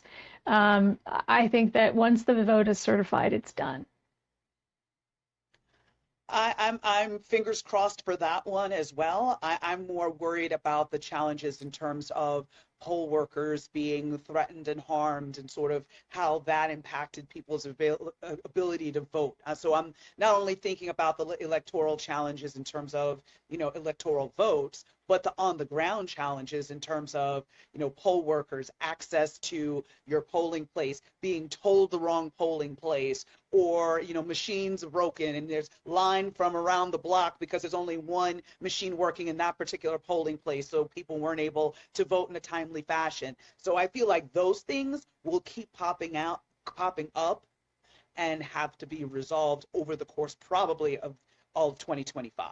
But do I think all of those challenges will be levied by January? Yes. But I don't think it'll be resolved by January because of the possible state level and also criminal aspect, depending on, what happens on election day, which I don't want any of this to happen. But again, we're in such a polarized environment. You have people calling in bomb threats to schools and supermarkets. What do you think they're going to do on election day? Right. So, poll workers have been vilified. We saw that in 2016. We saw that in 2020. So, that's where my fear is kind of long term. Absolutely. I think that people need to know where their polling place is. They need to print out the information if the information is available to you online. They need to come prepared for battle in the sense of, I know what I know, and this is my information, and I am asserting my rights. But I think that at the end of the day, once the vote is certified, there isn't a darn tootin' thing anybody's going to be able to do about that. Because it's been certified. We don't have a provision in our Constitution for the things that he wants to gin up and to make an issue. Once it's certified, and then we get to it into inauguration day, and then it's done. I mean, there's no reversing things. And it's not going to work that way. And so what people need to do is they need to get their butts out of the seats and get themselves to the polling place. And there's only one choice. There's only one choice, and that is Harris and Walz. That is it. If you care about living in the country you live in now, no matter how imperfect it is, it's Harris and Walz. Because otherwise, the other option is that you aren't going to live in the same country. You are not going to be living in a democracy. And so there's only one choice. And just know your rights, know how to get there, know where you're supposed to go, how you're supposed to do it. If you got to bring an ID, bring 3. If you go with friends, go in groups, so that there are people who are observing it. That's what you have to do. We got to treat this like this is a battle for our democracy. And I agree with that. And I will just give a resource, vote.org. You can put in your state and then get all the way down to a sample ballot so you can see the other things that are on your ballot, including the presidency. But again, those local races, as we talked about the importance of that before, to support your local reform efforts. And that way the time. So it's 7 a.m. to 7 p.m. If you are in line, they cannot kick you out. You have to be able to be allowed to vote. And there's also, if folks want to volunteer, there's an election protection service. So you can just Google election protection and you can volunteer to help assist poll workers in case they're being challenged, or if someone is trying to vote and they're encountering issues, advising them through that process. I mean, that's a simple way that folks can get engaged and get involved. But at the bottom, bare minimum, make sure that you vote. Go to vote.org, make sure you know where you're going, have a plan. Are you going to vote early? Are you going to vote by mail? If you're voting by mail, can you drop it off at the supervisor of elections office rather than mail it, because it may take longer and you don't want your ballot to arrive after election day, meaning it wouldn't be counted. So have a plan, understand where you're going, and make sure your friends and family have the same information as well. And to limit any confusion, what I would love to see on January 6th is Vice President Harris presiding over the meeting and Speaker Jeffries being on the podium with her. That would send the message that, yeah, we did the right thing. Ladies, we're not going back. We're not going back. We are not going back. Not going back. Ladies, thank y'all so much. I appreciate it. I appreciate y'all tolerating me with all these questions and stuff. And I enjoy listening to y'all. And I'm not going to try to get y'all to come back on Thanksgiving weekend, but because I'm not even going to do the podcast on Thanksgiving weekend. Yeah, hopefully we'll get a sentence. But I would, we need to get this together again and look forward to that. But until then, Dr. Tracy Pearson, you can catch her on Sirius XM. You've got a podcast now, right? Individual podcast. I do. I have a brand new podcast called What We Don't Know with Dr. Tracy. You can find it on Patreon. You can find it on YouTube. You can find it everywhere you find your favorite podcast. And Melba still has her Mondays with Melba on the web. And are you still doing the Resident Legal Diva podcast as well? Yep, that both can be found on YouTube. I'm also one of the co-hosts on MTN True Crime, so you can find us on that channel, me on that channel as well, just commenting on current cases going on in our legal system. So yeah, find me on socials at Resident Legal Diva. All right, guys, and there's no billing for this, but we do appreciate the Pearson and Pearson podcast law firm for coming together. Thank y'all, ladies. Appreciate it. Thank you. All right, guys, and we'll catch y'all on the other side.